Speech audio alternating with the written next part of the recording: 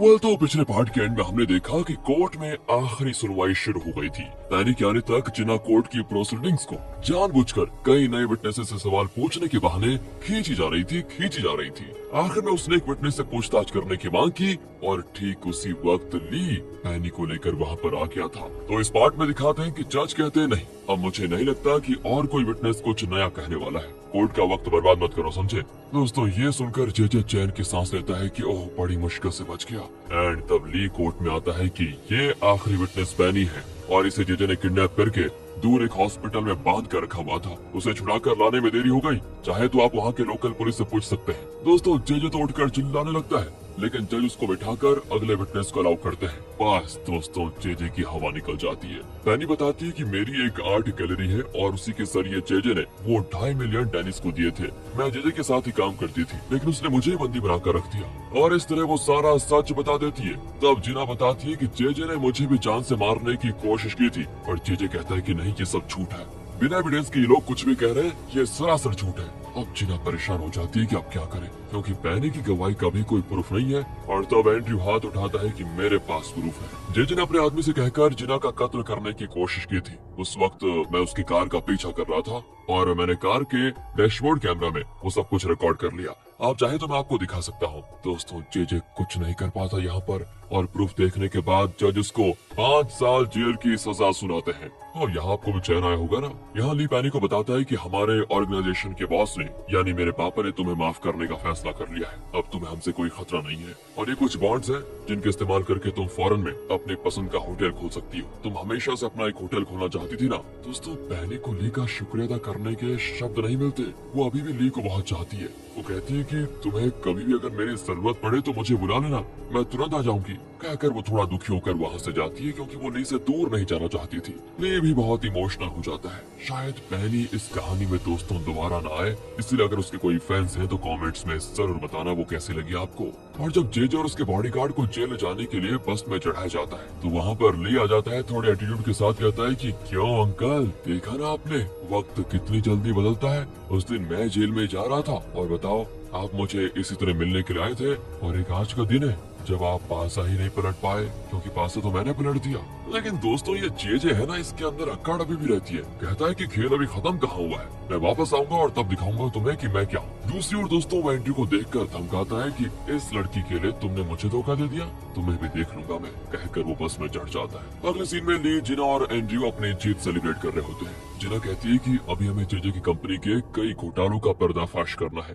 Money laundering, tax Avision जैसे कई cases में जेजे को हम और भी फंसा सकते हैं, लेकिन उसके फाइल में सब कुछ एकदम परफेक्ट है, हिसाब किताब सब एकदम साफ रखा हुआ है उसने। एंड्रयू कहता है कि हाँ ये तो है, वो इस मामले में बहुत ही सावधान रहता है, पर तुम फिक्र मत करो, कुछ न कुछ तो हमारे हाथ जरूर लगेगा उसके खिलाफ। इतने में सिंडी वहाँ पर आ जाती है। असल में दोस्तों एंड्रयू ने उसको बुलाया था। वो ली के पास बैठकर पीने लग जाती है। ली तो घबरा जाता है कि ये पिएगी तो न जाने आज किसको मार खिलवाएगी, और वो बहुत पीती है और अचानक ली को किस कर देती है। ली उसे दूर हटाकर कहता है कि पागल लड़की, ये क्या कर रही हो? आप लोग इसको सीरियसली मत लेना, ये पीती है तो इसका थोड़ा दिमाग फिर जाता है। दोस्तों वो तो ली से लिपटकर एंड्रयू और जिना से कहती है तुम दोनों मेरे बॉयफ्रेंड से दूर रहो, समझे, वरना दोनों को मार डालूंगी। लगता है नशा चढ़ गया उसके अंदर। ली उससे बचकर वापस होटल आ जाता है। दोस्तों वो मोजो से कहता है कि मैं एंड्रयू के साथ काम जरूर कर रहा था, लेकिन मुझे उस पर अभी भी पूरा विश्वास नहीं है, क्योंकि जिस जेजे ने उस पर विश्वास किया उसी के खिलाफ एंड्रयू ने एविडेंस कलेक्ट करने में कोई कसर नहीं छोड़ी। क्या पता कल वो हमारे खिलाफ भी काम करे।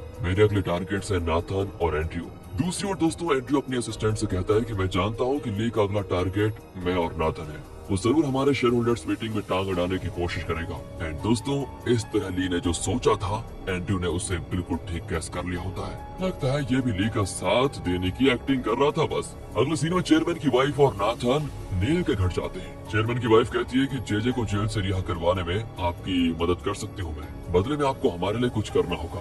बी वर्ल्ड फार्मा कंपनी में जेजे के जो शेयर्स है वो आपको हमारे नाम करना होगा। ऐसा करने से हम डोडो ग्रुप के अगले शेयर होल्डर्स मीटिंग में जीत जाएंगे, क्योंकि हमारे पास सबसे ज्यादा शेयर्स होंगे फिर, और उसके बाद तो हम एंड्रयू को डोडो ग्रुप से आराम से बाहर निकाल सकते हैं। और नील कहता है कि अगर तुम किसी अच्छे लॉयर की मदद से जेजे को बाहर निकालने की सोच रही हो तो ये काम तो मैं भी करवा सकता हूँ, इसमें मुझे तुम्हारी मदद की जरूरत क्यों है, और इस डीलिंग में मेरा फायदा ही क्या है। पर किमी कहती है कि मुझे आपकी डीलिंग मंजूर है, लेकिन बदले में आपको डोडो ग्रुप होटल में मेरा काम करना होगा। चेयरमैन की वाइफ कहती है वो तो हमने सिंडी को देने का फैसला किया था ना। किमी कहती है कि पर अभी दिया तो नहीं ना, इसलिए वो मेरे नाम कर दीजिए, फिर मैं फार्मा कंपनी के शेयर्स आपके नाम करवा दूंगी। अब और कोई रास्ता न पास होकर चेयरमैन की वाइफ मान जाती है। लेकिन दोस्तों नाथन का असिस्टेंट ये सारी बात सुन रहा होता है और वो ये सारी बातें एंड्रयू को बता देता है। पता है दोस्तों क्यों?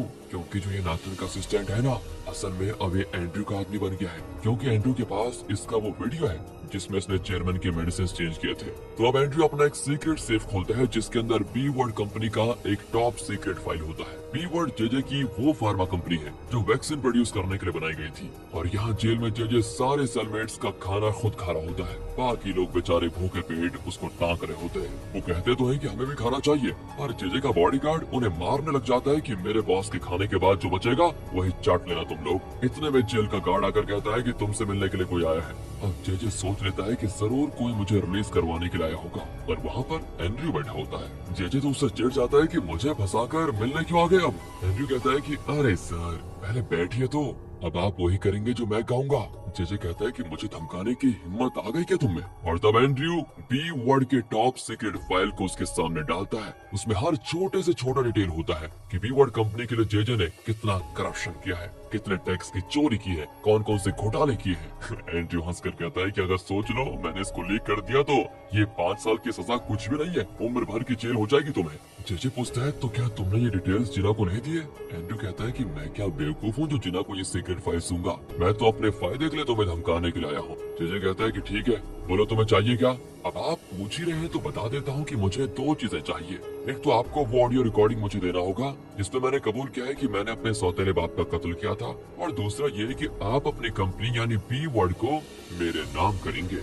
जेजे दोस्तों उसी समय मना कर देता है। एंड्रयू कहता है ठीक है फिर आपकी मर्जी, मैं इसको लीक कर दूंगा और फिर हमेशा के लिए पड़े रहना इस जेल में। उसके जाने के बाद जेजे बहुत मायूस होकर अपने सेल में आता है। उसके सेलमेट्स किसी बात पर हंस रहे होते हैं, लेकिन जेजे उनको पीटने लग जाता है कि मुझे देखकर हंस क्यों रहे हो बेचारे। अब बॉडीगार्ड उसको रोक लेता है। फाइनली जेजे कहता है कि एंड्रयू को ना मैंने अंडर एस्टिमेट कर दिया, इतने दिन से मेरा असली दुश्मन तो वही था और मुझे पता भी नहीं चला। उसने मुझसे बहुत कुछ सीख लिया है और अब वो मेरी सारी तरकीबें मेरे खिलाफ यूज कर रहा है। दूसरी ओर दोस्तों एंड्रयू का असिस्टेंट उससे पूछता है कि क्या सच में आपने जानबूझकर जिना को ली के सामने मिलने के लिए कहा था? एंड्रयू कहता है कि और नहीं तो क्या, उन दोनों को मिलवाने की एक और वजह भी थी। असल में ली के सर के अंदर एक बुलेट है और जब भी ली को जिना की याद आती है तो उसे बहुत दर्द होता है, और मैं जानता हूँ कि जिना ये कभी नहीं चाहेगी कि ली को ऐसी तकलीफ हो। वो ली को खुश रखने के लिए कोई भी कुर्बानी दे सकती है, अपने प्यार की भी कुर्बानी दे सकती है, इसीलिए वो खुद ली के दिमाग से अपनी सारी यादें मिटाने के लिए देखा राजी हो गई। अब ली को कभी उसकी याद आएगी नहीं और अब जिना सिर्फ मेरी होकर रहेगी।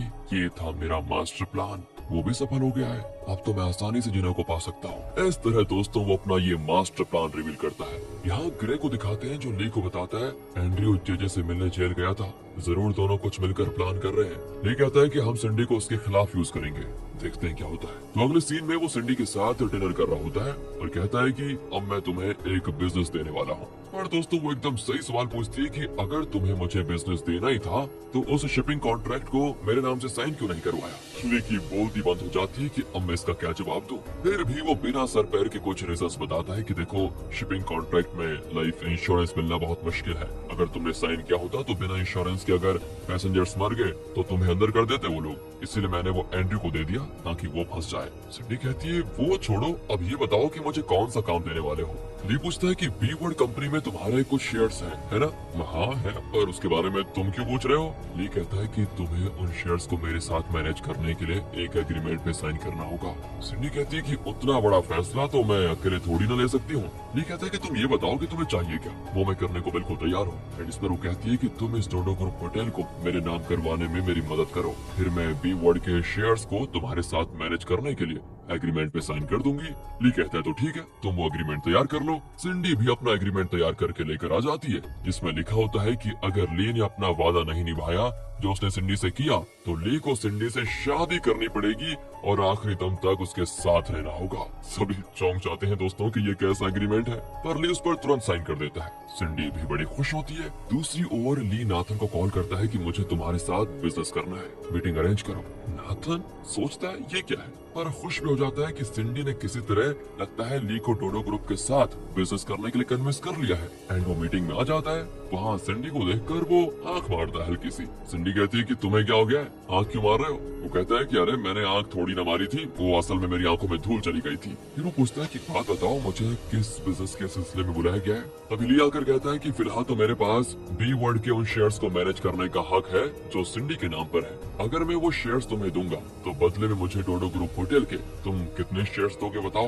नाथन चौंक जाता है दोस्तों पूरी तरह। और दूसरी ओर मोजो एंड्रयू से ये डीलिंग कर रहा होता है कि ली के पास सिंडी के बी वर्ड शेयर मैनेज करने के राइट्स है, इसलिए वो बी वर्ड के शेयर्स तुम्हें देना चाहता है। बदले में तुम डोडो ग्रुप होटल के कितने शेयर्स देने को तैयार हो उसको बताओ। एंड्रयू पूछता है तो ली हमारे बिजनेस में दखल क्यों दे रहा है? मोजो कहता है कि बिजनेस तो बिजनेस है, इसकी वजह भी सिर्फ बिजनेस है। यहाँ नाथन कहता है कि मैं तुम्हें 2 लाख शेयर दूंगा। ली कहता है कि एंड्रयू ने तो और भी ज्यादा शेयर देने की बात की थी। नाथन कहता है तो क्या वो भी इस डीलिंग में शामिल है? फिर तो मैं 5 लाख शेयर्स देने को तैयार हूँ। सिंडी भी चौंक जाती है कि ये क्या मजाक है, अगर मम्मी को पता चल गया तो तुम्हें जिंदा नहीं छोड़ेंगी वो। नाथन कहता है कि उन्हें तो मैं मैनेज कर लूंगा, लेकिन किसी भी कीमत पर ये डीलिंग एंड्रयू के हाथ में नहीं जानी चाहिए। एंड इस तरह वो डोडो ग्रुप होटल के 5 लाख शेयर्स ली को देने के लिए मान जाता है। डीलिंग होने के बाद वो खुशी के मारे ली को हाथ देता है कि ये बिजनेस डीलिंग हमारी दोस्ती की शुरुआत है। पर ली कहता है कि नहीं, ये दोस्ती के लिए नहीं था, ये सिर्फ बिजनेस के लिए है। लेकिन नाथन खुशी खुशी में निकल जाता है। अब सिंडी तो अलग ही खुश होती है कि बी वर्ड में मेरे नाम के कितने कम शेयर के बदले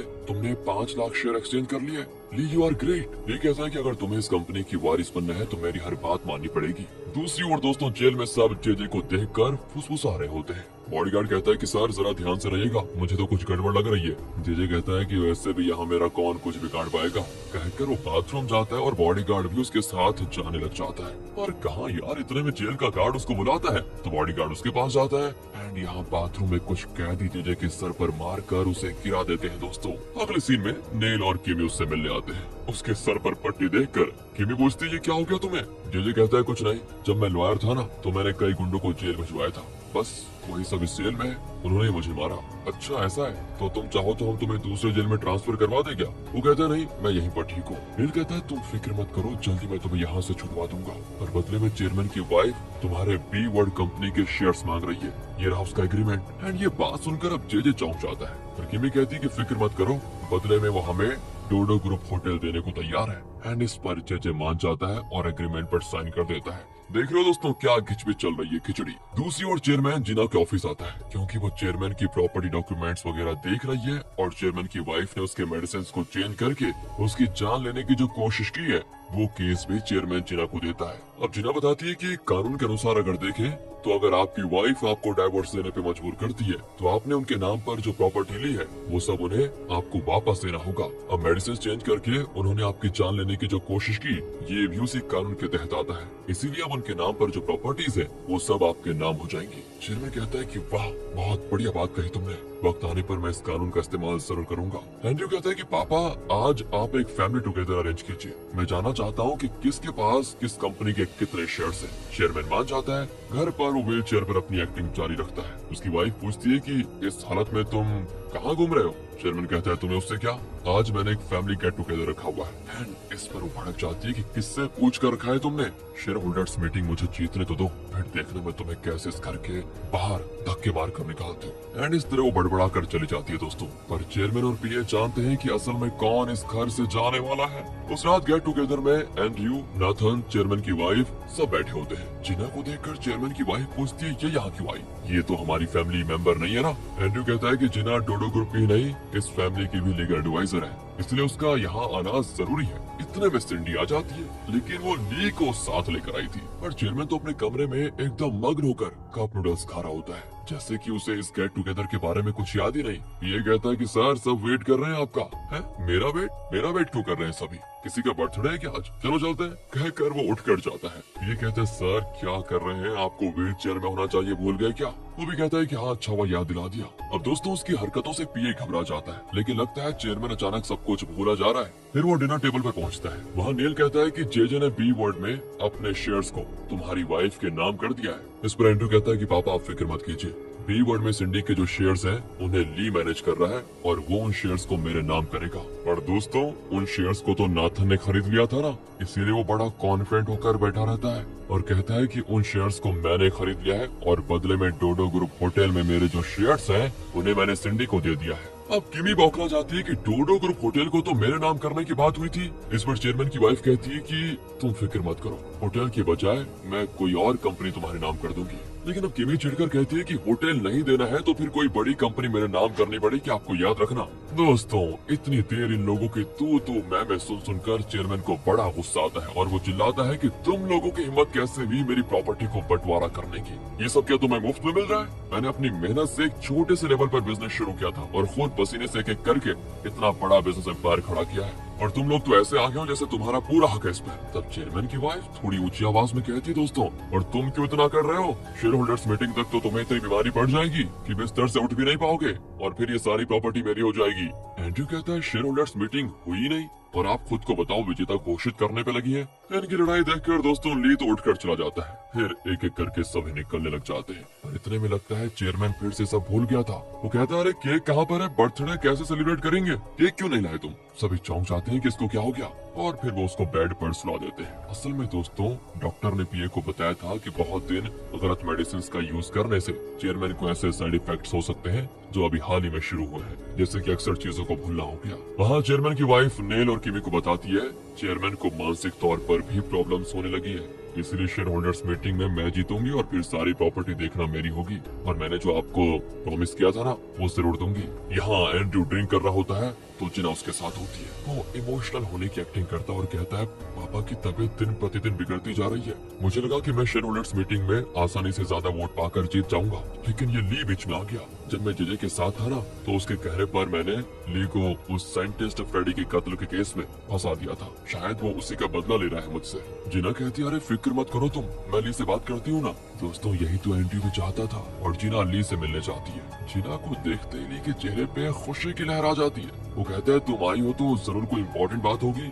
जिना कहती है कि मेरे लिए तुम्हारी एक छोटी सी मदद चाहिए, क्या तुम बी वर्ड के शेयर्स एंड्रू को दे सकते हो? क्या ये चौंक जाता है कि तुम इस मामले के बीच में क्यों आना चाहती हो। वो कहती है कि एक्चुअली एंड्रू बहुत दुखी है, शायद तुम उससे बदला ले रहे हो, उसे ऐसा लगता है क्योंकि उसने तुम्हें फ्रेडी के कत्ल में फंसाया जो था, उसने जेजे के जाल में फंसकर अनजाने में तुम्हारे साथ जो किया उससे सोच कर वो बहुत पछता रहा है। क्या तुम उसको माफ करके उसे शेयर्स नहीं दे सकते क्या? ली कहता है कि देखो जिना, तुम उस एंड्रू को जितना नादान समझ रही हो ना वो उतना है नहीं, जरूर वो तुम्हें इमोशनली मैनिपुलेट करके अपने काम के लिए यूज कर रहा है, तुम शायद उसकी एक्टिंग को समझ नहीं रही हो और आइंदा इस बारे में मुझसे बात ही मत करना वरना मुझे भी तुम्हें अपनी टीम से निकालना होगा।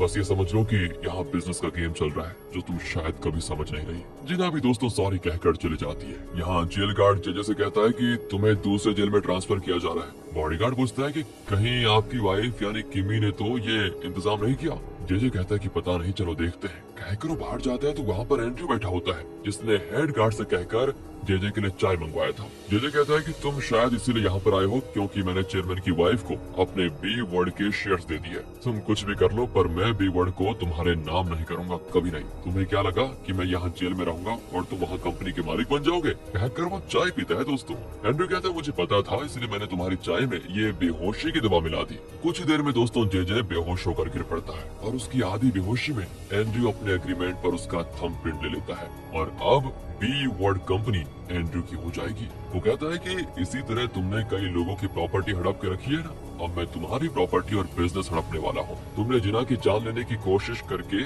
अच्छा नहीं किया, ये उसी की सजा है। एंड्रू के जाने के बाद जेजे को एक अलग सेल में बंद कर दिया जाता है। लेकिन बॉस का कॉल आता है कि हमने कोरिया और यूएस में MK2 वैक्सीन का पेटेंट खरीद लिया, इसीलिए बी वर्ड कंपनी वो वैक्सीन बनाएगी भी तो मार्केट को हम ही डोमिनेट करेंगे। ये सुनकर ली बड़ा खुश होता है। दोस्तों अब जेल में तो जेजे के कानों में एंड्रू की बातें गूंज रही होती है कि जिस तरह तुमने कईयों की प्रॉपर्टी छीनी उसी तरह मैं भी तुम्हारी प्रॉपर्टी छीन रहा हूँ। ये बात उसके दिमाग में गूंजती रहती है। तब ली उससे मिलने आता है और वो जेजे के लिए पिज्जा लेकर आया था। कहता है जब मैं जेल में था ना तो आप भी इस तरह मेरे लिए पिज्जा लेकर आए थे, ये लीजिए उधार बराबर हो गया आपका। कहकर वो जे को पिज्जा तो पिछले पार्ट के एंड में हमने देखा कि जो जेजे था ना, वो ली के लिए पिज्जा लेकर गया था जब वो जेल में था। उसी तरह अब ली भी जेजे को जेल में देखने आता है और वो भी पिज्जा लेकर आता है। तो इस पार्ट में दिखाते हैं कि ली पूछता है, अरे अंकल, ये आपके सर पे चोट कैसी? अरे मेरे अंकल का सर फोड़ने की हिम्मत किसकी हो गई? इस तरह दोस्तों डरावा करता है और ये जेजे आराम से पिज्जा खाने लग जाता है। ली कहता है कि आपकी प्यारी सी जो कंपनी है ना, बी वर्ड, उसकी नैया तो मैं डुबो के रहूंगा। उसका दिवाला मतलब मैं निकाल के रहूंगा।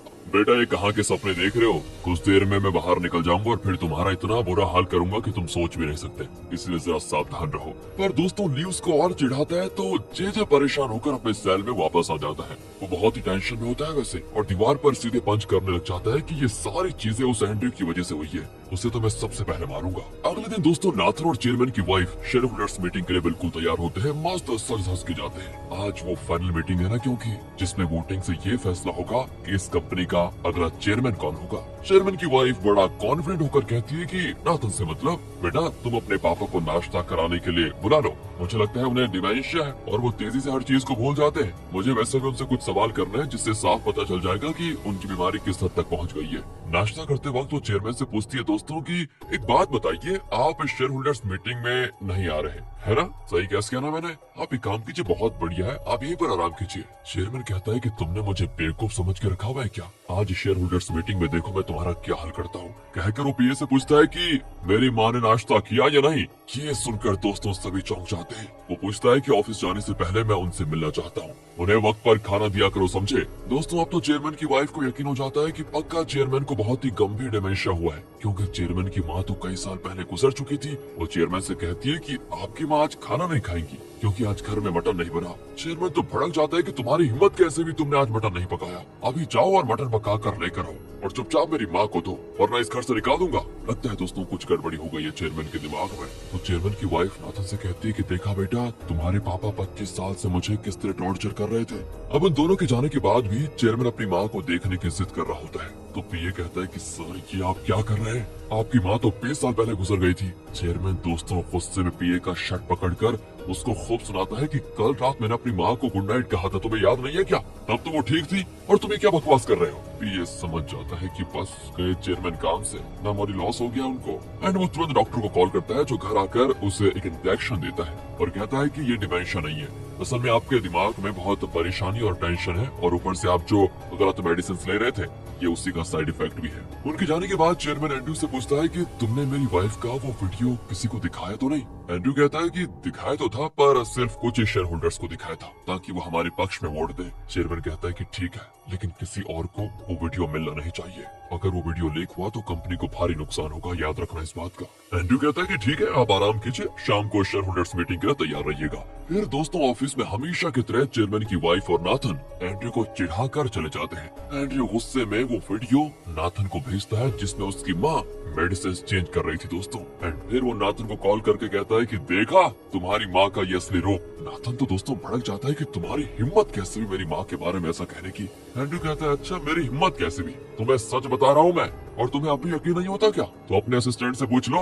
उसका असिस्टेंट भी कहता है कि सर ये सच है, हमने मेडिसिन चेंज किए थे और एंड्रयू ने किसी सीक्रेट कैमरा के जरिए ये रिकॉर्ड भी कर लिया था। एंड्रयू कहता है कि अब तो हो गए ना तसल्ली, जल्दी मेरे केबिन में आ जाओ। नाथन बड़ी टेंशन में होता है कि आज शेयर होल्डर्स मीटिंग भी है और इस वक्त ऐसे वीडियो का लीक होना, नहीं ये बिल्कुल ठीक नहीं हो रहा। इसलिए वो तुरंत एंड्रयू से मिलने जाता है। एंड्रयू कहता है कि आओ बैठो, अगर तुम नहीं चाहते कि ये वीडियो लीक हो तो बी वर्ड के अपने शेयर्स मेरे नाम कर दो। कहकर दोस्तों वो उसको एग्रीमेंट देता है और वो एग्रीमेंट पढ़कर कहता है कि तुम ये वीडियो कभी लीक नहीं करोगे क्योंकि उससे डूडो ग्रुप का इमेज पूरी तरह से खराब हो जाएगा और पापा तुम्हें ये कभी करने नहीं देंगे, इसलिए भाड़ में क्या तुम्हारा ये एग्रीमेंट। कहकर दोस्तों वो चला जाता है। एंड्रयू यहाँ सीधे चेयरमैन को कॉल घुमाता और पूछता है क्या मैं शेयर होल्डर्स मीटिंग में ये वीडियो दिखा दूं? चेयरमैन कहता है कि बेवकूफी मत करो, ये मेरा मामला है, मैं हैंडल कर लूंगा इसको, तुम बीच में मत पड़ो वरना प्रॉब्लम और हो जाएगी और कुछ भी नहीं। ठीक है पापा, लेकिन मुझे बी वर्ड के शेयर्स खरीदने के लिए एक बड़ी रकम चाहिए। चेयरमैन कहता है कि ठीक है, मैं तुम्हें फंड ट्रांसफर कर दूंगा। अब दोस्तों यहाँ नाथन की टेंशन बढ़ जाती है। नाथन अपने असिस्टेंट के साथ टेंशन में घूम रहा होता है, तब असिस्टेंट उसके सर पर एक और पहाड़ तोड़ देता है कि सर एंड्रयू ने सीक्रेटली कुछ शेयर होल्डर्स को बुलाकर वो वीडियो दिखा दिया।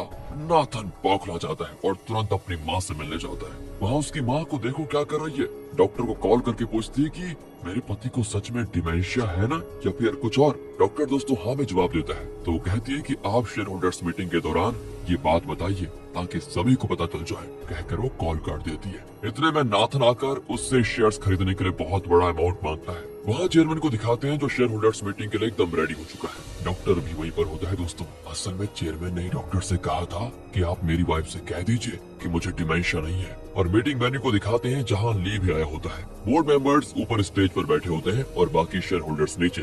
सिंडी भी ली के साथ नीचे बैठी होती है पर वो कहती है मुझे ऊपर बैठना है। कहकर वो ली का हाथ पकड़कर उससे भी ऊपर आने को कहती है। और ली कहता है कि देखो पब्लिक में तमाशा मत करो। वो कहती है ठीक है तुम्हें नहीं आना तो मत आओ, मैं तो वहीं जाकर बैठूंगी। एंड वो स्टेज पर जाकर बैठ जाती है दोस्तों। लेकिन ये नाथन उसको धक्का देता है कि तुम नीचे जाओ। और उसकी माँ कहती है कि रहने दो उसको। बस दोस्तों इनकी खिचपिच के बीच मीटिंग हो जाती है शुरू। और नाथन का असिस्टेंट बताता है कि हम नए चेयरमैन को इलेक्ट करने वाले हैं। अगर आप एंड्रू के खिलाफ वोट करना चाहते हैं तो आप कर सकते हैं, लेकिन उससे पहले हमारी टेम्पररी चेयरमैन यानी चेयरमैन की वाइफ आपसे बात करेंगी। और दोस्तों अब चेयरमैन की वाइफ बोलना शुरू करती है। वो कहती है कि ये हमारी 32nd शेयर होल्डर्स मीटिंग है। मेरे पति की दिमागी और शारीरिक हालत बहुत ही खराब है। उन्हें डिमेंशिया है और वो उठकर चल फिर भी नहीं पाते। इसलिए हमने सोचा है कि इस कंपनी को और ताकतवर बनाना मेरी जिम्मेदारी है और मैं उसे बखूबी निभाऊंगी।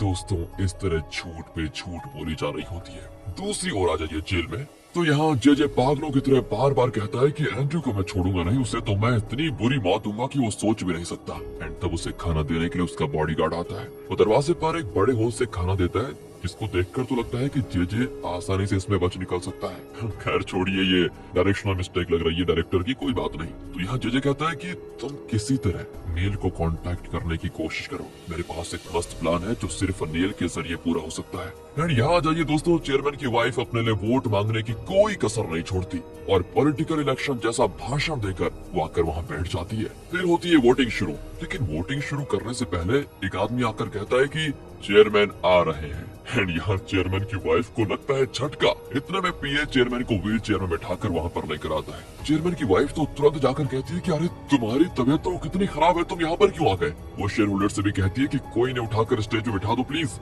और तब चेयरमैन उठ खड़ा होता है और एकदम से शान से स्टेज पर चढ़ता है और वहाँ पर बैठे सारे शेयर होल्डर्स खड़े हो जाते हैं, सब एकदम शॉक मूड में। चेयरमैन कहता है कि मेरे बारे में कई अफवाहें फैली हुई है, प्लीज उन पर विश्वास ना करें। एंड चेयरमैन की वाइफ दोस्तों एक बार फिर सदमे में आ जाती है और सदमे में ही सबके सामने कहती है कि देखिए इन्हें डिमेंशिया है इसलिए इनको कुछ याद नहीं रहता। चेयरमैन बने रहने के लिए अब इनके पास कोई काबिलियत नहीं है, ये कंपनी को नहीं संभाल पाएंगे अब। चेयरमैन कहता है कि अच्छा तुम इतने महीनों से चेयरमैन हो तो इस कंपनी ने थोड़ी भी तरक्की क्यों नहीं की। वो कहती है कि हमारे कॉम्पिटिटर्स तो लॉस में चल रहे हैं, ऐसे में अगर ये कंपनी ठीक चल रही है तो उसकी वजह सिर्फ मैं हूँ। चेयरमैन कहता है कि सुनो मेरी बात, जब हमारी कंपनी का IMF से सामना हुआ तो कितनी मुसीबत में थी हमारी कंपनी, तुम्हें बताया ना। बाकी कंपनीज तो एकदम मिट गई थी, लेकिन उस वक्त मैंने अपनी कंपनी को बैंकरप्ट होने से बचाया और अपनी कंपनी के नीचे और 10 कंपनीज बनाई। इस तरह मैंने ये बिजनेस एम्पायर खड़ा किया। डोडो ग्रुप मीडिया का चेयरमैन कौन है, प्लीज खड़े हो जाएं। और डोडो ग्रुप इलेक्ट्रॉनिक्स का चेयरमैन भी प्लीज खड़ा हो जाए। Dodo group fashion, Dodo group foods, Dodo group international और भी ऐसे कई कंपनीज बनाए मैंने जिनके चेयरमैन प्लीज खड़े हो जाएं। आप सब बताइए कि उस वक्त कंपनी की जो हालत थी उसकी फिक्र हमें खाई जा रही थी। कितनी मीटिंग्स की होंगी हमने मिलकर, कितनी मेहनत की होगी हम सभी ने, लेकिन उन मुश्किलों को पार करके अगर मैं आज आपके सामने खड़ा होकर बात कर पा रहा हूँ तो उसका कारण क्या है। इस कंपनी और इसके नीचे और भी जितनी कंपनीज हैं उनकी तरक्की की वजह कौन है, मैं या मेरी वाइफ। सारे दोस्तों चेयरमैन और शेयर होल्डर्स चेयरमैन की बातें बखूबी समझते हैं और चेयरमैन के सपोर्ट में खड़े हो जाते हैं। चेयरमैन कहता है कि यही तो हमें करना है, फिर एक बार एकजुट होकर इस कंपनी को उसके पहले वाले दर्जे तक पहुंचाना है। क्या हम सब मिलकर ये नहीं कर सकते? क्या हार मानकर चेयरमैन को बदलते रहेंगे? मुझे पता है कि आप सब मेरे साथ हैं। इस तरह का दोस्तों इमोशनल स्पीच देता है चेयरमैन और ये सुनकर चेयरमैन की वाइफ शॉक पे शॉक हो जाती है, लेकिन फिर भी सबके सामने चिल्लाती है कि तुम्हें डिमेंशिया है, तुम कंपनी नहीं चला सकते। एंड इतने में डॉक्टर आ जाता है दोस्तों। चेयरमैन की वाइफ कहती है कि अब आप ही सबको बताइए कि इन्हें डिमेंशिया है। डॉक्टर सबके सामने कहता है कि नहीं, चेयरमैन को डिमेंशिया नहीं है। बस दोस्तों चेयरमैन की वाइफ और नाथन की बोलती बंद हो जाती है। वोटिंग होती है शुरू। वोटिंग में 57% वोट्स पाकर चेयरमैन को फिर से ऑफिशियली कंपनी का चेयरमैन घोषित किया जाता है और चेयरमैन की वाइफ हो जाती है बेहोश। उसे हॉस्पिटल लेकर जाना पड़ता है दोस्तों। चेयरमैन कहता है कि आपके सपोर्ट के लिए शुक्रिया, अब हम सब मिलकर इस कंपनी को ऊंची ऊंचाइयों पर लेकर जाएंगे, जो कि ये डिजर्व भी करती है। सभी तालियां बजाते हैं। मोजो ली से कहता है कि यार क्या स्पेस था, ऐसा लगा जैसे शेर अपनी पूरी ताकत लगाकर दौड़ रहा हो। ली कहता है कि इस चेयरमैन का युग खत्म हो गया है, अब तो इस कंपनी को एंड्रयू चलाएगा, लेकिन उससे पहले हमें उसे खत्म करना होगा। हॉस्पिटल में दोस्तों चेयरमैन की वाइफ को वो वीडियो दिखाते हैं, तब जाकर सिंडी को पता चलता है और वो कहती है आपकी हिम्मत कैसे हुई पापा की जान लेने की, उनके साथ ऐसा खिलवाड़ करने की। लेकिन चेयरमैन की वाइफ दोस्तों पता नहीं कैसी चिल्लाती है कि बंद करो अपना मुंह, ये सब मैंने अपने लिए नहीं तुम दोनों के लिए किया था। नाथन कहता है कि हम सब मिलकर पापा से माफी मांग लेते हैं माँ, लेकिन चेयरमैन की वाइफ भड़क जाती है कि नहीं मांगेंगे माफी, मांग भी लेंगे तो क्या वो फिर हमें अपना लेंगे? नहीं। सिंडी कहती है कि मैं पापा से बात करूंगी, पर जब वो चेयरमैन से कहती है कि पापा माँ अपनी गलती के लिए शर्मिंदा है, तो वो कहता है कि नहीं बेटी, मैं जानता हूँ कि उसे जरा भी शर्मिंदगी नहीं है, ये तो तुम खुद आई हो मुझसे बात करने के लिए। एंड फिर वो जिना से कहता है कि मेरी वाइफ के नाम पे जो प्रॉपर्टी है उन्हें मेरे नाम पर करने की जो फॉर्मेलिटीज हैं उन्हें शुरू कर दो। सिंडी चौंक जाती है कि ये आप क्या कह रहे हैं पापा, और वो कहता है कि तुम इसमें मत पड़ो बेटा, वरना तुम्हारा भी वही हाल होगा जो तुम्हारी माँ का हुआ है। और फिर चेयरमैन और एंड्रयू को मीडिया वाले घेर लेते हैं और वो चेयरमैन से सवाल पे सवाल करने के बजाय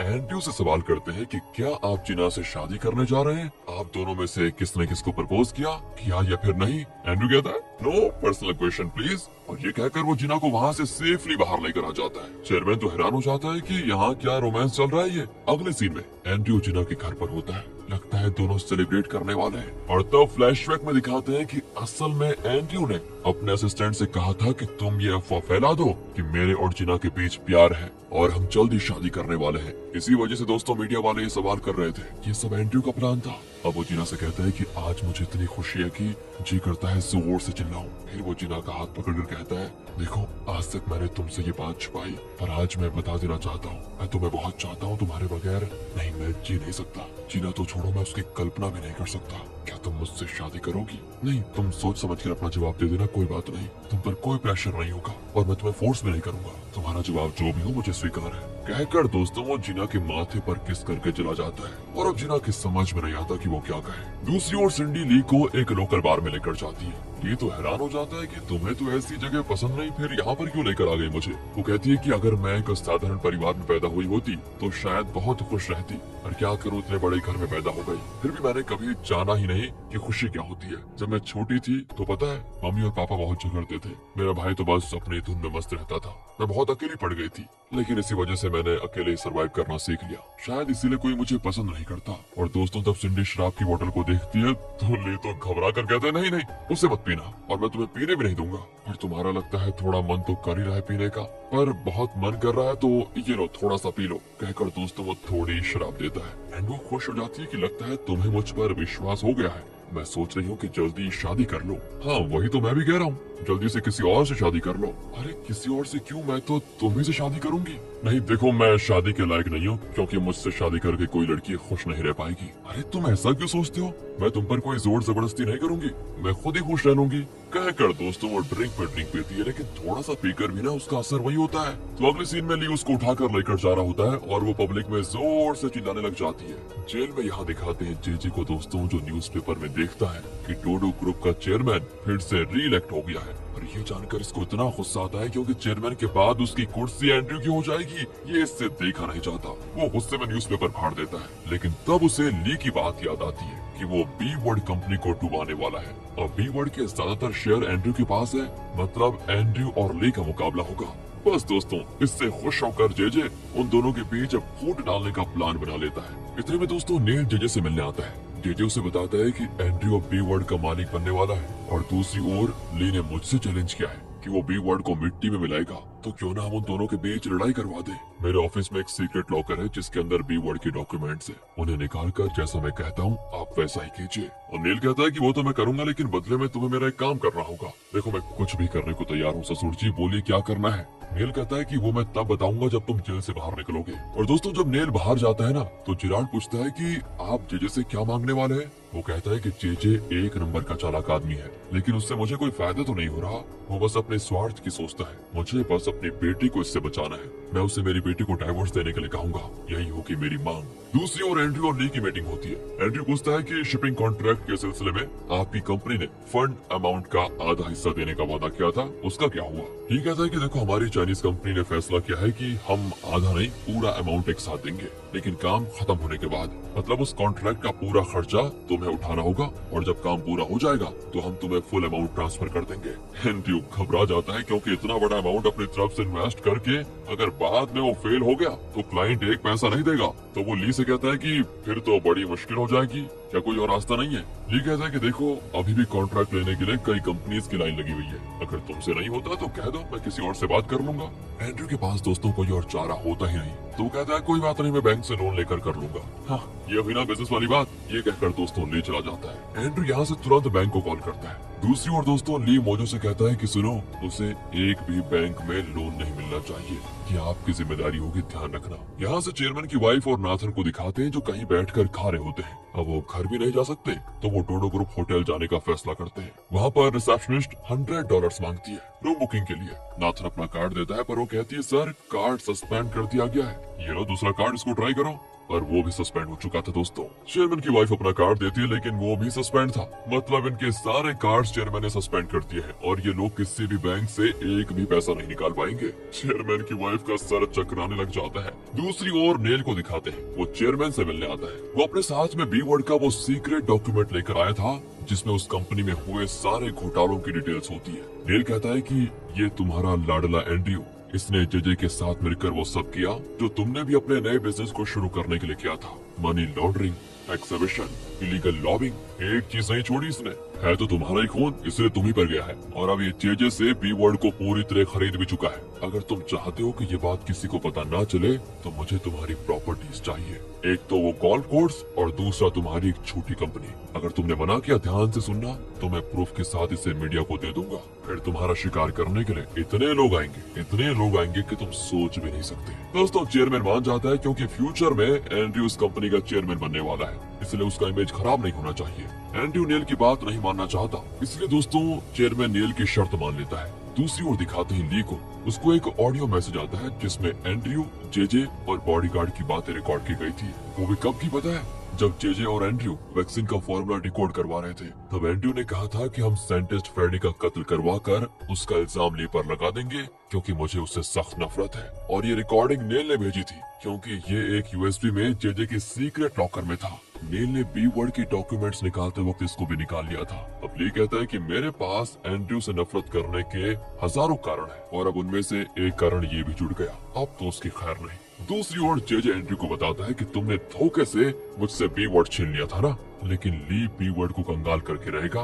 उसने तुम्हारे बारे में ऐसी बातें कही कि मैं क्या बताऊं तुम्हें। इस तरह दोस्तों वो एंड्रयू को उकसाने की कोशिश करता है और एंड्रयू गुस्से में बाहर आकर अपने असिस्टेंट से कहता है कि मुझे पहले से ली से सख्त नफरत थी, लेकिन अब एक और कारण जुड़ गया है उससे नफरत करने का। देख रहे दोस्तों, दोनों को एक दूसरे पर इस तरह से शक और नफरत करने के कारण बढ़ रहे हैं। फिर वो ली को कॉल करके कहता है कि मैं तुमसे अभी मिलना चाहता हूँ, तुम डोडो ग्रुप के ऑफिस आ जाओ। ली भी वहाँ पर जाता है तो वहाँ जीना होती है। वो पूछती है तुम यहाँ पर कैसे आए? ली कहता है कि वो एंड्रयू मुझसे मिलना चाहता है और मैंने भी सोचा अपने पुराने एसपीडी डिपार्टमेंट को भी देख लूं, तुम भी चलो। जिना घबरा कर कहती नहीं, मुझे कोई और काम आ गया है। ये कहकर दोस्तों वो चुपचाप निकल जाती है। अब ली एसपीडी के अंदर जाकर पुराने फोटोज को देखने लगता है। यहीं पर ली, जिना और एंड्रयू काम करते थे। एक फोटो में ली और जिना बहुत क्लोज होते हैं, तो वो पूछता है कि क्या जिना यहीं पर काम करती थी? मुझे तो सोच में पड़ जाता है कि अब क्या बताऊं, सच बताऊं कि झूठ। वो कहता है कि हाँ, अच्छा तो क्या मैं और जिना इतने क्लोज थे? इतने में एंड्रयू आकर उस फोटो को छीनता और कहता है मैं और जिना शादी करने वाले हैं, तुम बीच में मत आना। ली तो दोस्तों एकदम चौंक ही जाता है और एंड्रयू भी उसको घूरने।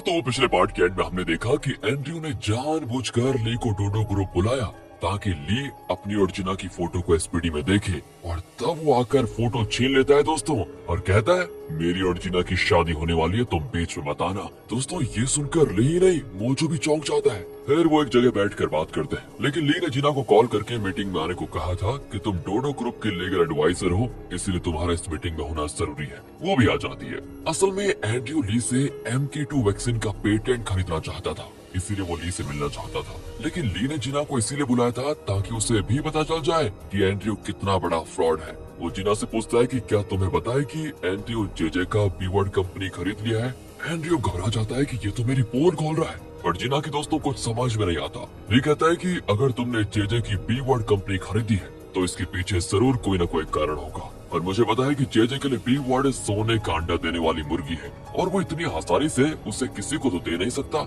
मतलब किसी को बेचेगा तो नहीं उसको, मतलब जरूर तुमने जबरदस्ती या धोखे से उससे बी वर्ड को खरीदा है। जीना दोस्तों एंड्रयू को देखने लग जाती है कि ये क्या कहने वाला है, पर एंड्रयू कहता है मैंने कोई धोखा नहीं दिया, सब लीगली हुआ है। वैसे भी बी वर्ड के बदले हमने जेजे को एक बड़ा गोल्फ कोर्स और हमारी एक कंपनी दी है। खैर अब तुम मुझे बताओ, क्या तुम मुझे MK2 वैक्सीन का पेटेंट दोगे? मैं बहुत ही अच्छा दाम दूंगा तुमको। ली तो साफ मना कर देता है कि नहीं मैं नहीं दे सकता। एंड्रयू कहता है कि सोच लो, अगर तुमने मुझे पेटेंट नहीं दिया तो डोडो ग्रुप की फार्मेसी मार खा जाएगी, और अगर ऐसा हुआ तो तुम्हें डायरेक्टली डोडो ग्रुप से भिड़ना होगा। ली कहता है कि बिजनेस में तो ये सब होता ही रहता है, मुझे डोडो ग्रुप से डर नहीं लगता, मैं पेटेंट दूंगा ही नहीं। और मीटिंग के बाद जिना एंड्रयू से पूछती है कि तुमने मुझे बी वर्ड खरीदने वाली बात बताई क्यों नहीं? एंड्रयू दोस्तों झट से झूठ बोल देता है कि अरे मैंने बी वर्ड तुम्हारे लिए खरीदा है, हमें जेजे से बदला लेना है तो उसके सीक्रेट डॉक्यूमेंट्स को एक्सेस करना होगा, इसलिए मैंने उसकी कंपनी ही खरीद ली, और लगता है तुम मुझ पर ही शक करने लगी हो। जिना फिर से सोच में पड़ जाती है कि हो सकता है ये सही हो, और यहाँ ली पूछता है क्या मैं जिना को पहले से जानता था, क्या मतलब हम दोनों क्लोज थे पहले? रे कहता है कि तुम पर साइंटिस्ट फ्रेडी के कत्ल का झूठा केस लगा था, और तुम्हें बचाने के लिए जिना ने जी जान से कोशिश की थी। उसी दौरान तुम दोनों साथ में घूमते थे, पर तुम दोनों क्लोज थे या नहीं ये तो हमें नहीं पता। मोजो कहता है कि जब भी तुम उसके बारे में सोचते थे तो तुम्हारे सर में बहुत दर्द होने लग जाता था, क्योंकि तुम्हारे सर में बुलेट जो लगी है, इसलिए तुम्हारी जान बचाने के लिए एक हिप्नोटिस्ट ने तुम्हारे दिमाग से जिना की सारी यादें पूरी तरह मिटा दी, और जिना के भाई की मौत भी इसी वजह से हुई थी कि जिना ने तुम्हारी मदद करने की कोशिश की थी। ली चौंक जाता है कि हम दोनों इतने क्लोज थे क्या?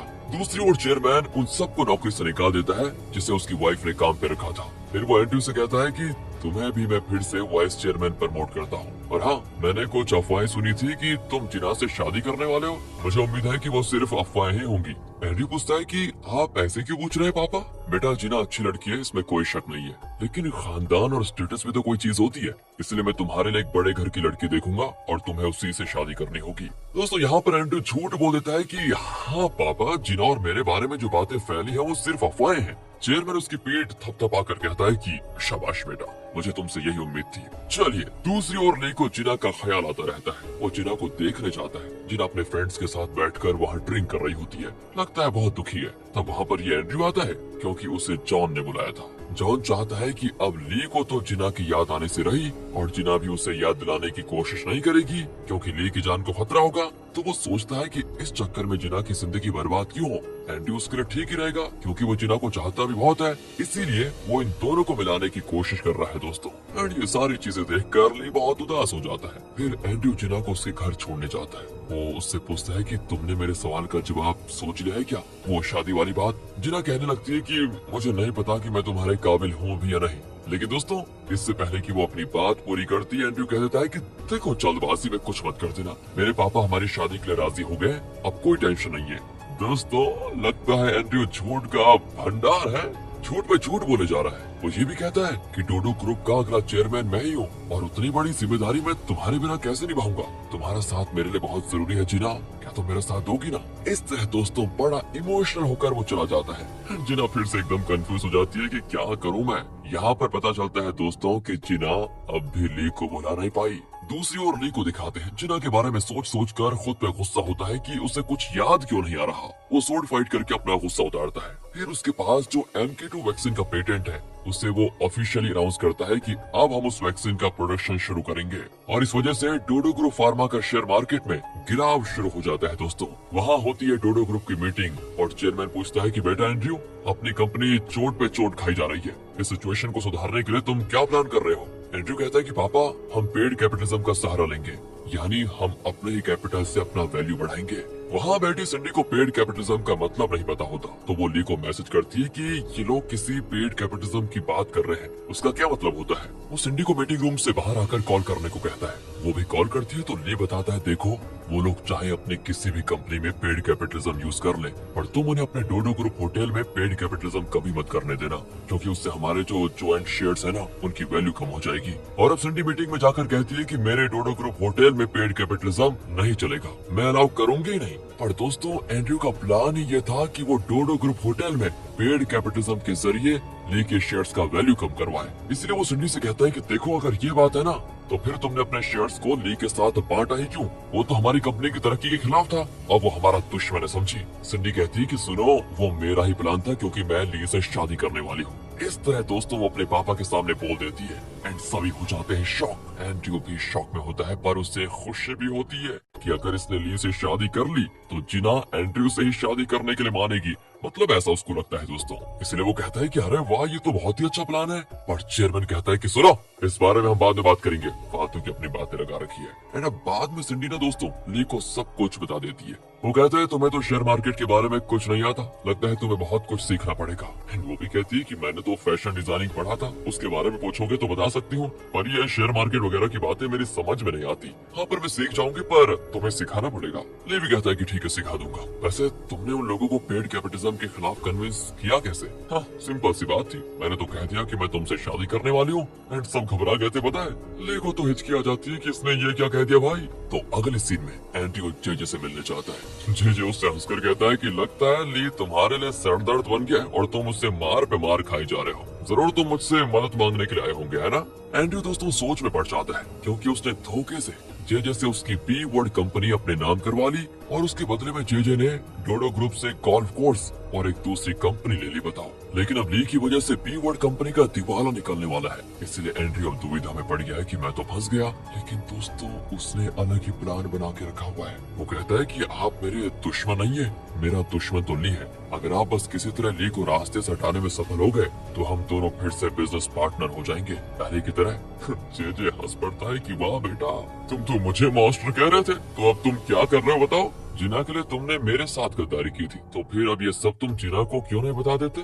दोस्तों यहाँ वो एक खतरनाक सच रिवील करता है और कहता है आपको क्या लगता है मैंने अपने सौतेले बाप को अनजाने में मार डाला? बचपन में मेरा सौतेला बाप मुझे रोज पीटता था, बहुत टॉर्चर करता था, रोज शराब पीकर घर आता था और फिर मुझ पर गन तान कर धमकाता था मुझे। मैं देखता रहता था कि वो उस गन को कहाँ रखता है, कब निकालता है और उस डोर की चाबी कहाँ पर रखता है, वगैरह। कुछ साल तक तो ये सब कुछ चला और जब मैं बड़ा हुआ ना तो मैंने खुद को और अपनी माँ को उस दरिंदे से बचाने के लिए गन निकाल कर रख ली और जब मेरा सौतेला बाप घर आया ना तो मैंने उसे वहीं पर शूट कर दिया और ठीक उसी वक्त आप वहाँ पर आ गए और मुझे उम्मीद दिलाई कि आप मुझे पढ़ाएंगे, मुझे बड़ा आदमी बनाएंगे। फिर आपने देखो मुझे यहाँ पर बुलाया और अपने स्वार्थ के लिए आपने मेरा इस्तेमाल किया, पर ऐसा आप सोच रहे थे, असल में तो मैं आपका इस्तेमाल कर रहा था। आपसे सब कुछ सीखकर आज मैं इस पोजीशन पर पहुंच गया हूँ। अब तो आपको पता चल गया होगा कि मैं क्या कर सकता हूँ। खैर आप ली को खत्म करवाइए, फिर हम दोनों मिलकर बिजनेस करेंगे। इस तरह दोस्तों इनके बीच एक डीलिंग हो जाती है एंड वहाँ चेयरमैन की वाइफ को नींद ही नहीं आती। नाथन कहता है कि मम्मी आप एक बार पापा से माफी मांगेगी तो सब कुछ ठीक हो जाएगा, आप इतनी जिद क्यों कर रही है? वो अभी दोस्तों फाइनली मान जाती है। वो जाकर चेयरमैन से कहती है कि देखो मैं ही गलत थी, मुझे माफ कर दो। चेयरमैन दोस्तों उसको शॉक ट्रीटमेंट देता है, उसे कपड़े वगैरह पैक करवा कर लाया जाता है और चेयरमैन कहता है कि अब इस घर से निकल जाओ, ये तुम्हारा घर नहीं है। वो पूछती है कि अरे ये क्या कह रहे हो हनी? मुझे हनी कहने का हक अब तुम्हें नहीं है, घर से निकल जाओ चुपचाप। एंड दोस्तों अब वो चिल्लाती है कि मुझे बाहर नहीं निकाल सकते तुम, कंपनी के लिए नहीं इस घर के लिए भी मैंने बहुत कुछ किया है। और अब चेयरमैन यहाँ कानून की बात छेड़ता है कि तुमने मेरे मेडिसिन चेंज करके मेरी जान लेने की कोशिश की है, इसीलिए मेरा हक बनता है कि मैं तुम्हारी सारी प्रॉपर्टी जो मैंने तुम्हें दी है उन सबको वापस ले लूं। ये कहकर दोस्तों वो नाथन को भी घर से निकल जाने के लिए कह देता है। बहुत ही इमोशनल हो जाता है कि पापा मैंने आपके लिए इतना सब कुछ किया पर आपने मुझे समझने की कोशिश तक नहीं की। देखिए फिर भी मैं इस घर में रहा सिर्फ किसके लिए? आपके लिए, लेकिन आपने किसी और को अपना बेटा बना लिया और अब हमें घर से बाहर निकाल रहे हैं आप। इस घड़ी को याद रखिए पापा, आप जरूर पछताओगे। पर दोस्तों चेयरमैन कहता है कि इन दोनों को बाहर फेंक दो। फिर क्या था, माँ बेटा दोनों को घर से बाहर निकाल दिया जाता है।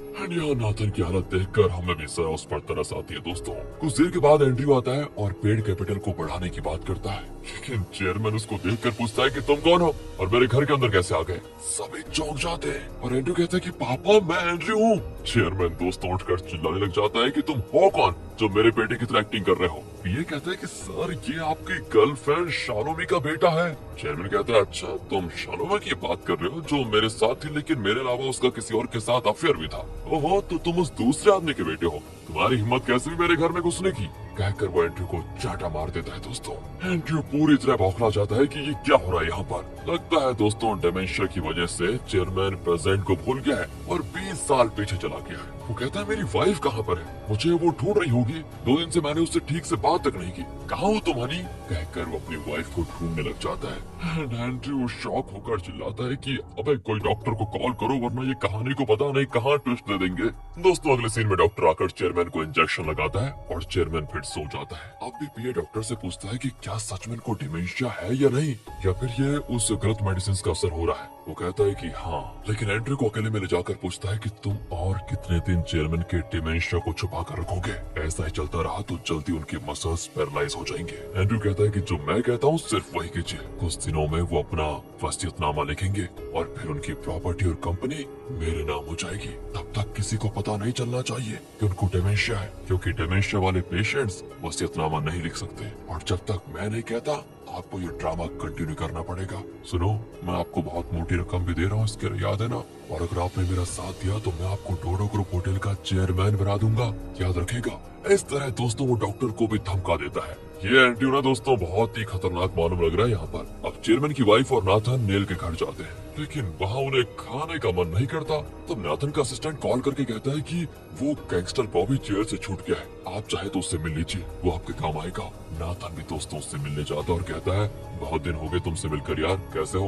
और बॉबी कहता है कि अब तो आपके पास फूटी कौड़ी भी नहीं होगी, मुझे सब पता है, लेकिन यहाँ पर आना कैसे हुआ? नाथन कहता है सुनो मेरी बात, तुम्हें एंड्रयू को मार डालना है। बॉबी कहता है कि 1.5 मिलियन दोगे तो कर लूंगा।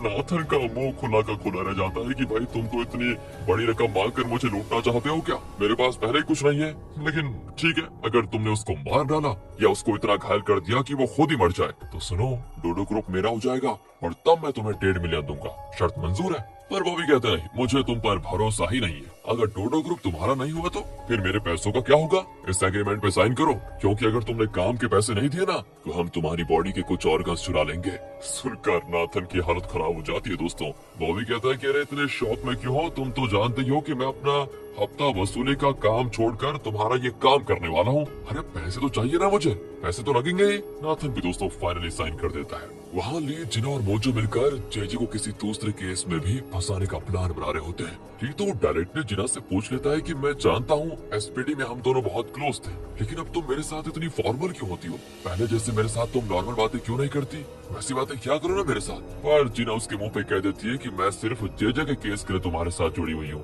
केस खत्म हो जाएगा तो तुम अपने रास्ते और मैं अपने रास्ते। इस पर दोस्तों ली जिना के दिल को छू देने वाला एक सवाल पूछता है कि तुम ऐसी बनावटी दूरी क्यों बनाए रख रही हो? क्या तुम्हें डर है कि तुम्हारी यादें मुझे तकलीफ पहुंचाएंगी और मुझे कुछ हो जाएगा? जिना चौंक जाती है क्योंकि ली की बात बिल्कुल सच है। और तब उसको एक कॉल आता है और वो बात को बदल देती है दोस्तों। दूसरी ओर एंड्रयू का असिस्टेंट उसे बी वर्ड का वो सीक्रेट फाइल ला कर देता है और पूछता है कि क्या सच में आप ये फाइल जिना को देने वाले हैं? वो कहता है कि हाँ, और वो जिना को कॉल करता है और उसको एक जगह पे बुलाता है। कहता है कि सुनो, मैं जेजे का सीक्रेट फाइल तुम्हें दूंगा। जिना खुश होकर एंड्रयू से मिलने उस जगह पर जाती है। एंड्रयू भी जिना से मिलने के लिए फाइल लेकर निकलता है। दूसरी ओर बॉबी अपने आदमियों को एंड्रयू का खात्मा करने के लिए भेज देता है दोस्तों। एंड्रयू वहाँ जाकर जिना को देख लेता है जो सड़क के उस तरफ खड़ी होती है। वो कहता है कि तुम वहीं पर रुको, मैं फाइल वहाँ लेकर आता हूँ। वो कार से उतरता है तो बॉबी के आदमी वहाँ पर आ जाते हैं और अचानक उसके पेट में चाकू घोंप देते हैं और वो उस फाइल को भी लेकर अपनी कार में निकल जाते हैं। जिना घबरा कर उसके पास जाती है तो वो खून से लथपथ पड़ा होता है। जिना मदद के लिए चिल्लाती है। दूसरी ओर दोस्तों ली को जिना के बारे में और जानने की उत्सुकता होती है और वो जिना के भाई के मेमोरियल पढ़ जाता है, जहाँ वो भाई के गले में वही डॉलर देखता है जो उसने दोस्तों खुद भी पहन के रखा हुआ है। असल में जब जिना को यकीन हो गया ना कि ली के दिमाग से उसकी सारी यादें मिटने वाली है तो उसने ली को ये डॉलर पहनाया था। और अब ली चौंक जाता है कि ये डॉलर मेरे गले में आया कैसे। वो तुरंत जिना को कॉल करता है, लेकिन वो घायल एंड्रयू को हॉस्पिटल लेकर जा रही होती है, इसलिए कॉल नहीं उठाती। आखिर जिना एंड्रयू को हॉस्पिटल के इमरजेंसी वार्ड में पहुंचा देती है दोस्तों। दूसरी ओर ली जिना के घर पर पहुंच जाता है, लेकिन वहाँ उसकी फ्रेंड होती है। ली कहता है कि मैंने जिना को बहुत बार कॉल किया पर वो कॉल नहीं उठा रही, क्या बात है? वो बताती है कि वो तो एंड्रयू से मिलने गई थी, उसने कोई इम्पोर्टेंट फाइल देने का वादा भी किया था। अब ली सोच में पड़ जाता है कि अगर वो एंड्रयू से मिलने गई थी तो फोन क्यों नहीं उठा रही है। वहाँ बॉबी एंड्रयू के हाथ से छीनी हुई बी वर्ड की सीक्रेट फाइल देख रहा होता है। इतने में नाथन को आते देखकर वो ड्रॉअर में फाइल को छुपा देता है। नाथन पूछता है कि एंड्रयू का काम तमाम हुआ क्या? बॉबी कहता है कि उसे हमने इतना घायल कर दिया है कि वो हॉस्पिटल में पड़ा हुआ है और जल्दी मर भी जाएगा। तुम फिक्र मत करो, कहीं पे भी तुम्हारा नाम नहीं आएगा। और ये सुनकर नाथन बड़ा खुश होता है। बॉबी कहता है कि अब तो काम होने वाला है, 1.5 मिलियन दोगे या तुम्हारे ऑर्गन्स निकाल लो। नाथन घबरा जाता है कि अरे यार तुम बार बार वो एग्रीमेंट दिखाकर मुझे धमकाते क्यों रहते हो? जब एंड्रयू मर जाएगा तो डोडो ग्रुप मेरा हो जाएगा और मैं तुम्हें तब 1.5 मिलियन दे दूंगा पक्का। यहाँ हॉस्पिटल में एंड्रयू आंखें खोलता है और जिना से कहता है सुनो, मुझे अपने जान की चिंता नहीं है, लेकिन सॉरी, मैं तुम्हारे लिए जो फाइल लेकर आया था ना, वो लोग उसको लेकर चले गए, मैं अपना वादा नहीं निभा पाया। जिना कहती कैसी बात कर रहे हो तुम? अगर तुम्हें कुछ होता तो मैं खुद को माफ भी नहीं कर पाती। फाइल की मुझे कोई चिंता नहीं है, तुम आराम करो, मैं डॉक्टर से मिलकर आती हूँ। ये कहकर दोस्तों वो चली जाती है और तभी ली जिना के फोन पर कॉल करता है तो एंड्रयू कॉल उठाता है और कहता है तुम जिना को कॉल क्यों कर रहे हो? तुमने मुझे MK2 पेटेंट देने से मना कर दिया था ना, अब जिना को तुम छोड़ दो, वो सिर्फ मेरी है। वैसे हाँ, तुम्हारी कोई भी यादें लौट आई है क्या? कहकर दोस्तों वो फोन ऑफ कर देता है। यार ली को बड़ा गुस्सा आता है यहाँ पर। इतना में मोजो आकर बताता है कि एंड्रयू को किसी ने चाकू मार दिया है और वो हॉस्पिटल में है। और यहाँ ली को जेजे पर शक होता है कि उसी ने ये करवाया होगा। वो जेजे से मिलने जाता है और पूछता है कि क्या आपने एंड्रयू पर हमला करवाया? और जेजे तो इस बारे में कुछ जानता ही नहीं। वो कहता है तुम पागल तो नहीं हो गए? तुम्हें क्या लगता है सिर्फ मैं एंड्रयू का दुश्मन हूँ? मैंने फिलहाल तो उस पर कोई हमला ही नहीं करवाया। नाथन भी तो उसका दुश्मन है, जरूर उसने करवाया होगा। तब जाकर दोस्तों ली को एंड्रयू की बात याद आती है कि अब जिना सिर्फ मेरी है और ली को शक होता है कि शायद एंड्रयू ने खुद ऐसी सेटिंग की होगी और खुद पर हमला करवाया होगा। वहाँ बॉबी एंड्रयू को कॉल करके कहता है कि सर आपको ज्यादा चोट तो नहीं लगी ना?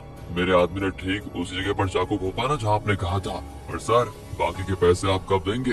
एंड्रयू कहता है कि अरे तुरंत भेज दूंगा, लेकिन तुम अभी उस सीक्रेट फाइल को जला डालो। देखा दोस्तों एंड्रयू का मास्टरमाइंड का प्लान। बड़ी दूर की सोचकर ये न जाने कैसे कैसे प्लान बना रहा है भाई, लेकिन ली को तो उस पर शक हो गया है ना, इसीलिए वो एंड्रयू को देखने हॉस्पिटल जाता है। एंड्रयू कमरे में नहीं होता और नर्स कहती है कि वो खुली हवा खाने छत पर गया है, लेकिन छत पर तो एंड्रयू जिना से बात कर रहा होता है। जिना पूछती है तुम ठीक तो हो ना? इस पर वो इमोशनल होकर कहने लग जाता है कि क्या कभी तुम्हारा दिल मेरे लिए धड़का है? क्या तुम जानना चाहती हो कि मेरे दिल तुम्हारे लिए कैसे धड़कता है? कहकर वो अचानक जिना को किस कर देता है दोस्तों। और ठीक इसी वक्त तो ली को छत पर आना ही था, वो ये दृश्य देख लेता है एंड बड़ी टेंशन में आ जाता है और उसकी आंखें नम भी हो जाती है।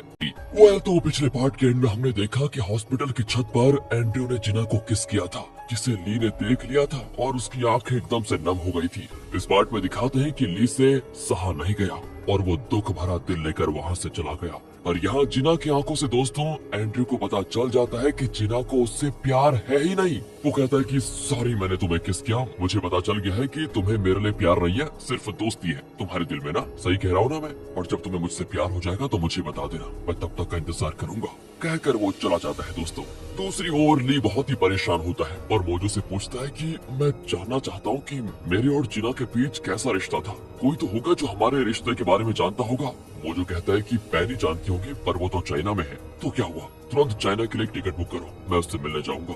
यहाँ दोस्तों एंड्रयू बॉबी को कॉल करके पूछ लेता है कि तुम लोगों ने कोई एविडेंस तो नहीं छोड़ा ना? कहीं किसी CCTV कैमरा में तुम्हारे आदमियों का चेहरा रिकॉर्ड तो नहीं हुआ ना? वो कहता है कि अरे सर मेरे आदमी खिलाड़ी है, खिलाड़ी एकदम साफ सुथरा काम करके आते हैं। एंड्रयू कहता है कि ध्यान से सुनो, अगर तुम में से कोई ऐसा फंसा तो मैं भी फंस जाऊंगा क्योंकि मैं पुलिस कंप्लेंट देने वाला हूँ। वो कहता है कि डोंट वरी बॉस, आप पुलिस में कंप्लेंट कर दीजिए, हमने कोई एविडेंस नहीं छोड़ा है। और अब टीवी न्यूज में बताते हैं कि किसी ने एंड्रयू पर हमला कर दिया था। डोडो ग्रुप परिवार के अंदर कई मतभेद थे, तो शायद ये चेयरमैन के बड़े बेटे नाथन की चाल लगती है। ये न्यूज देखकर नाथन गुस्सा हो जाता है कि ये अभी तक मरा नहीं क्या? यहाँ ली मोजो को बताता है कि एंड्रयू को हमने जितना खतरनाक समझा था वो उससे कई गुना ज्यादा चालाक और खतरनाक है। उसने जानबूझकर खुद पर हमला करवाया ताकि उसका इल्जाम नाथन पर पड़े और चेयरमैन उससे नफरत करने लगे। इस तरह एंड्रयू डोडो ग्रुप पर पूरी तरह कब्जा कर पाएगा, यही उसकी चाल है। मेरी चिंता तो जिना को लेकर है क्योंकि वो भी डोडो ग्रुप और एंड्रयू के पास फंसी हुई है। ये पता नहीं जिना को भी धोखा दे रहा है शायद। ग्रे बताता है कि तुम्हारे चाइना जाने के लिए टिकट तैयार है, आप जा सकते हैं। दूसरी ओर दोस्तों नेल जेजे को बताता है कि तुम्हारी बेल दिलवाने के लिए मैंने एक लॉयर का इंतजाम कर दिया है और हाँ तुम्हें मेरे लिए काम करना होगा। बोली ससुर जी मुझे क्या करना होगा? नेल यहाँ दोस्तों डाइवोर्स पेपर्स देकर उसका साइन मांगता है। जेजे तो चिढ़ जाता है कि क्या ये सब आप ली के डर से कर रहे हैं? वो छोड़िए, सबसे पहले तो ये बताइए कि क्या किमी ये बात जानती है? नेल कहता है कि देखो मुझे ना ली से डर है और ना किसी और से, मैं प्रेसिडेंशियल इलेक्शन में खड़ा होने वाला हूँ ऐसे में मैं चाहता हूँ कि ली जैसे छोटे मोटे कीड़े मेरे परिवार और मुझ पर कोई सवाल न उठाएं। इसीलिए मुझे तुमसे नाता तोड़ना पड़ रहा है। एक बार मैं प्रेसिडेंट बन गया, फिर मैं तुम्हारी और किमी की फिर शादी करवा दूंगा।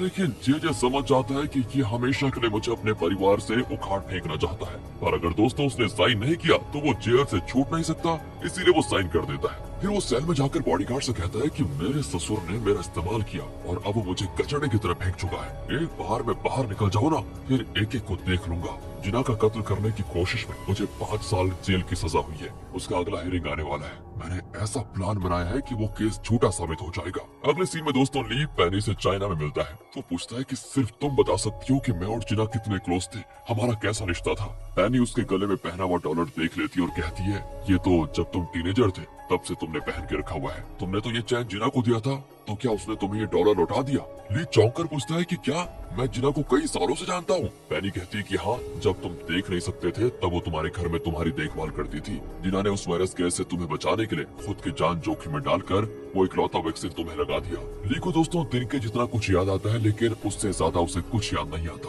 पैनी बताती है कि उस इन्फेक्शन से जिना के पापा गुजर गए और उसने सोचा कि उसने तुम्हें भी खो दिया, इसीलिए वो अपना नाम बदलकर किसी दूसरी जगह रहने लग गई थी। कई साल के बाद जब डोडो ग्रुप की हायरिंग होने लगी तो वो भी यहाँ पर ट्रेनिंग के लिए आ गई। तुम दोनों एक दूसरे को पहचान नहीं पाए थे, लेकिन जब तुम दोनों को रियलाइज हुआ तो फिर तुम एक हो गए। इतना ही नहीं, जब साइंटिस्ट फ्रेडी के कत्ल का गलत इल्जाम तुम पर लगा तो उसने तुम्हें निर्दोष साबित करने के लिए बहुत कुछ किया। उसी की कोशिश से हमें वैक्सीन फॉर्मूले का ब्लूप्रिंट मिल पाया, जो कि उसके भाई ने देख लिया था और उसके भाई ने उसे हूबहू कागज पे उतार दिया। उसने जो तुम्हें मैसेज में भेजा था वो उसके भाई का बनाया हुआ ब्लूप्रिंट था, और इसी बात से गुस्सा होकर जेजे ने उसके भाई के स्लाइन में जहर मिलाकर उसे मार डाला। ली का शरीर दोस्तों कांपने लगता है। पैनी कहती कि जब पुलिस तुम्हें ढूंढ रही थी ना, तो तुम उनसे बचकर जिना से मिले थे। उस वक्त तुम दोनों ने एक दूसरे को किस भी किया था। ली चौंक जाता है और पूछता है, तुम कहना क्या चाहती हो? क्या जिना भी मुझसे प्यार करती थी? पैनी कहती है कि हाँ, वो तुम्हें अपनी जान से भी ज्यादा प्यार करती थी और शायद अभी भी करती है। ली दोस्तों एकदम टूट जाता है और कोरिया लौट रहा होता है, और अब मोजो को हिप्नोटिस्ट की बात याद आती है कि मैं ये तो नहीं कह सकता कि ली को जिना की याद नहीं आ सकती, लेकिन अगर उसे याद आ भी जाए तो ये जरूरी नहीं कि उसके सर में दर्द हो। अगर दर्द नहीं हुआ तो चिंता की बात नहीं है, लेकिन हाँ, अगर उसे फिर से दर्द हुआ तो हिप्नोटिज्म से कुछ नहीं हो सकता, उसकी जान चली जाएगी। ये बातें दोस्तों उस हिप्नोटिस्ट ने कही थी। कोरिया आते ही ली मोजो से कहता है कि मैं जिना से मिलने जा रहा हूँ, उसे सब बताने जा रहा हूँ कि मुझे सब याद आ रहा है। पर मोजो नहीं चाहता कि ली की मेमोरीज उसकी जान के लिए खतरा बन जाए, इसीलिए वो ऊंची आवाज में कहता है कि ये तुम क्या कर रहे हो? तुम्हारा मकसद क्या है? तुम भूल गए क्या? एंड्रयू से बदला लेने के बजाय ये तुम किन चीजों में फंस गए? और तुम जानती भी नहीं हो कि एंड्रयू ने जिना से तुम्हारे बारे में न जाने क्या क्या कह के रखा हुआ है। जब तक एंड्रयू है तुम जिना के पास नहीं जा सकते। पहले एंड्रयू को रास्ते से हटाओ, फिर देखा जाएगा। सोच समझ के कदम उठाओ, कहकर वो चला जाता है दोस्तों। और ली अब सोच में पड़ जाता है कि बात तो सही है। दूसरी ओर चेयरमैन टीवी न्यूज देखकर एंड्रयू से पूछता है कि तुम कैसे हो बेटा? मुझे नहीं पता था कि नाथन इस हद तक गिर जाएगा कि तुम्हारा कत्ल करने पर उतर आएगा। एंड्रयू कहता है कि मैं सेफ हूँ पापा, पर अगर उसमें मुझे अटैक करने की हिम्मत है तो वो जरूर आप पर भी हमला करवा सकता है, याद रखिएगा। इसलिए आप एक काम करिए, पुलिस में कंप्लेंट लिखवा दीजिए ताकि नाथन आपसे मिलने ना पाए। पर हाँ, आपकी वाइफ का वो वीडियो मैं लीक कर दूं क्या? चेयरमैन दोस्तों मना कर देता है और जिना से पूछता है कि क्या तुमने वो डॉक्यूमेंट तैयार कर लिए जिसमें मुझे मेरी प्रॉपर्टी का बंटवारा करने में कुछ बदलाव करना था? वो कहती है सर कर दिया। चेयरमैन कहता है कि मैंने तुम्हें एंड्रयू के नाम 60% और सिंडी के नाम 40% करने को कहा था, राइट? उसे थोड़ा बदल कर एंड्रयू को 80 कर दो और सिंडी को 20 कर दो। दोस्तों एंड्रयू की यहाँ पर आप एक्टिंग देखिएगा। कहता है नहीं पापा ऐसा मत कीजिए, उसको भी तो बराबर हक मिलना चाहिए, मेरी बहन है वो, मुझे उतना नहीं चाहिए। पर चेयरमैन कहता है कि तुम चुप रहो, मैं सब जानता हूँ कि मुझे किसे कितना देना है। और अगले सीन में एंड्रयू का असली रंग सामने आता है। वो जिना से पूछता है कि चेयरमैन ने जो चेंज करने को कहा वैसे उसे करने में कितना टाइम लगेगा तुम्हें? वो कहती है हो जाएगा कुछ दिनों में। असल में दोस्तों ये सब कुछ जल्दी करवाना चाहता है, क्योंकि अगर चेयरमैन का डिमेंशिया सबको पता चल गया तो उसका वसीयतनामा लीगल नहीं माना जाएगा और फिर एंड्रयू को कुछ नहीं मिलेगा। इसीलिए वो जल्दी अपना हिस्सा लेना चाहता था, फिर चाहे वो 60% ही क्यों ना हो। वहाँ चेयरमैन को फिर डिमेंशिया का अटैक आ जाता है और वो फिर से 20 साल पहले चला जाता है। ये से पूछता है कि मेरी वाइफ कहाँ पर है? क्या मुझसे गुस्सा होकर वो चली गई कहीं? ढूंढो उसको। ये कहता है कि सर वो नेल के घर में है। चेयरमैन फिर गुस्सा हो जाता है कि वो वहाँ पर गई क्यों, और यहाँ नेल के घर पर चेयरमैन की वाइफ को दिखाते हैं जिसे वहाँ किमी के ताने सुनने पड़ते लगते हैं दोस्तों। पैन में ऑमलेट चिपक जाता है तो वो बड़ी मुश्किल से उसको निकालती है, लेकिन किमी कहती है कि ये क्या कर रही है आप, मेरा इतना अच्छा पैन खराब कर दिया आपने, बताओ। चेयरमैन की वाइफ तो दोस्तों परेशान हो जाती है कि क्यों आई होंगी मैं इस घर में, बता नहीं कितनी परेशानी झेलनी पड़ेगी मुझे। और तभी नाथन कहता है कि माँ आप फिक्र मत करो, मैं उधार लेकर एक घर बनाऊंगा और आपको वहाँ पर खुश रखूंगा। इतने में दोस्तों चेयरमैन का कॉल आता है जो कहता है कि मैंने जरा सा डांट क्या दिया और तुम घर छोड़कर चली गई, मैंने तुम्हें माफ कर दिया है और तुम भी मुझे माफ कर दो, अब जल्दी से घर आ जाओ, मैं वेट कर रहा हूँ। चेयरमैन की वाइफ एकदम से शॉक दोस्तों, नाथन भी खुश हो जाता है और दोनों जल्दी से घर जाते हैं। लेकिन तब तक चेयरमैन वापस प्रेजेंट में आ गया था, यानी उसका डिमेंशिया चला गया। एंड उन्हें देखकर वो पीए से कहता है कि ये लोग यहाँ पर क्यों आ गए, इन्हें बाहर निकालो। उसकी वाइफ कहती है ये क्या कह रहे हैं आप, तुम्हें तो मुझे कॉल करके कहा था कि मुझे माफ कर चुके हो तुम, और मुझे घर आने को कहा तुमने। माफी? तुम्हें मैं कभी माफ नहीं करूंगा, मेरी एक भी प्रॉपर्टी तुम्हें नहीं मिलेगी, जाओ यहाँ से। उसकी वाइफ उसे काफी सुनाकर चली जाती है दोस्तों। नाथन कहता है कि अगर ऐसा प्रैंक ही करना था तो उसके बदले आप मुझे मार मार कर मेरी जान ले लेते, अगर मैं आपकी जगह होता तो ऐसा घटिया मजाक नहीं करता, कहकर दोस्तों वो चला जाता है। चेयरमैन को गुस्सा आता है कि देखो कैसे जबान चला रहा है मुझसे, इस पर तो मैं पक्का पुलिस कंप्लेंट करूंगा। दूसरी ओर दोस्तों ली ने प्लान किया था कि एंड्रयू ने जो ली के साथ शिपिंग कॉन्ट्रैक्ट साइन किया था उसके लिए उसे किसी भी बैंक से लोन ना मिले, और इसी सिलसिले में वो सभी बड़े बैंक्स के मैनेजर्स के साथ एक मीटिंग करता है। वो बताता है कि एंड्रयू ने जिस तरीके से शिप्स बनाने का प्लान किया है उसके हिसाब से शिप्स ज्यादातर डूब जाएंगे, और अगर ऐसा हुआ तो वो आपका लोन वापस कैसे करेगा, सोचिए जरा। एंड इस पर सारे मैनेजर्स सोच में पड़ जाते हैं और फैसला करते हैं कि एंड्रयू ने जो उन्हें लोन एप्लीकेशन दी है उसे रिजेक्ट कर देंगे। यहाँ से एंड्रयू को दिखाते हैं जो एक बैंक मैनेजर से लोन के लिए मिलता है, और वो कहता है कि देखिए हमारा बैंक अचानक लॉस में चला गया, हम किसी को इतना बड़ा अमाउंट तो नहीं दे सकते।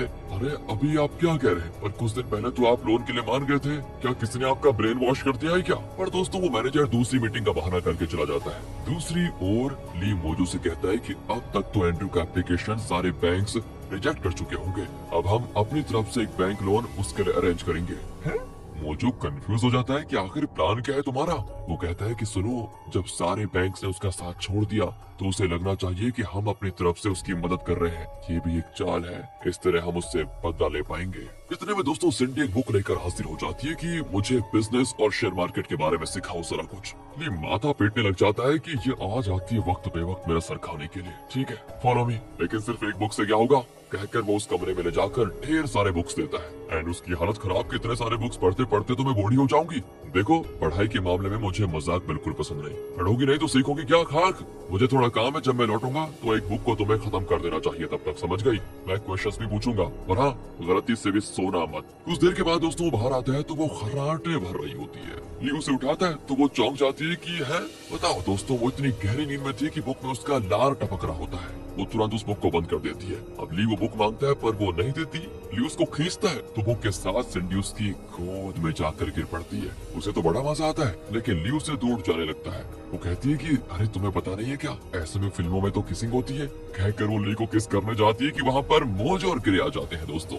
ग्रे तो शौक होकर कहता है कि देवारे देवा ये तो पिक्चर चल रही है, हम बाद में आते हैं, कोई बात नहीं, कहकर वो बाहर जाता है। तो ली कहता है नहीं नहीं नहीं ऐसा कुछ नहीं है, ये बस ऐसे ही हो गया, तुम लोग आ जाओ, कहकर वो सिंडी को दूसरी ओर डाल देता है। अब देखो दोस्तों मौका देखकर सिंडी कहती है अरे तुम बड़े वो हो यार, शादी से पहले मैं ये सब कुछ नहीं करूंगी। हाँ अरे तुमसे शादी करनी पड़ी है तो मैं खुदकुशी कर लूंगा, समझी, बड़ी आई शर्माने वाली। वैसे ग्रे क्या तुमने पता लगाया कि बंटवारा किस तरह होने वाला है। ग्रे कहता है कि मेरी इन्फॉर्मेशन के मुताबिक चेयरमैन ने प्रॉपर्टी का 80% शेयर एंड्रयू को और सिर्फ 20% सिंडी को देने का फैसला किया। इस पर सिंडी भड़क जाती है कि मैं अभी पापा को कॉल करके पूछती हूँ कि मेरे साथ वो ऐसा कर क्यों रहे हैं। ली कहता है देखो जब मैं बोलूंगा तब पूछना, अगर तुम मेरी बात मानोगे तो पूरी प्रॉपर्टी तुम्हें मिलेगी। इस पर वो खुश हो जाती है। वहाँ चेयरमैन इंजेक्शन लगाने हॉस्पिटल जाता है और पूछता है कि और कितने दिन मुझे इंजेक्शन लगाना पड़ेगा। वैसे बेटा एंड्रयू क्या तुम्हें बैंक से लोन मिला, मैंने सुना है कि सब तुम्हारा एप्लीकेशन रिजेक्ट कर रहे हैं। नहीं पापा वो मैं संभाल लूंगा, आप फिक्र मत कीजिए। वो तो ठीक है बेटा, लेकिन अगर बहुत टाइम लगा तो क्लाइंट इंतजार थोड़ी ना करेगा, तुम चलो बैंक वालों से मैं बात करता हूँ, कहकर दोस्तों वो बाहर चला जाता है। अब एंड्रयू पीए से कहता है कि किसी भी हालत में आप पापा को बैंक मैनेजर से मिलने मत देना, बस। वो भी मान जाता है। लेकिन दोस्तों असल में एंड्रयू को डर है कि अगर किसी बैंक मैनेजर से बात करते हुए चेयरमैन का डिमेंशिया फिर आ गया ना तो सबको पता चल जाएगा और ये एंड्रयू के लिए मुसीबत बन जाएगी, क्योंकि इसने सबसे झूठ बोल के रखा हुआ है कि पापा नॉर्मल है। दूसरी ओर दोस्तों नील डॉक्टर को धमकाता है कि अगर तुमने मुझसे झूठ कहा तो मैं दुनिया के सामने तुम्हारे सारे काले कारनामे बता दूंगा, वो भी जो तुमने पैसों की खातिर मेरे लिए किया था। तो बताओ क्या चेयरमैन को डिमेंशिया है या नहीं।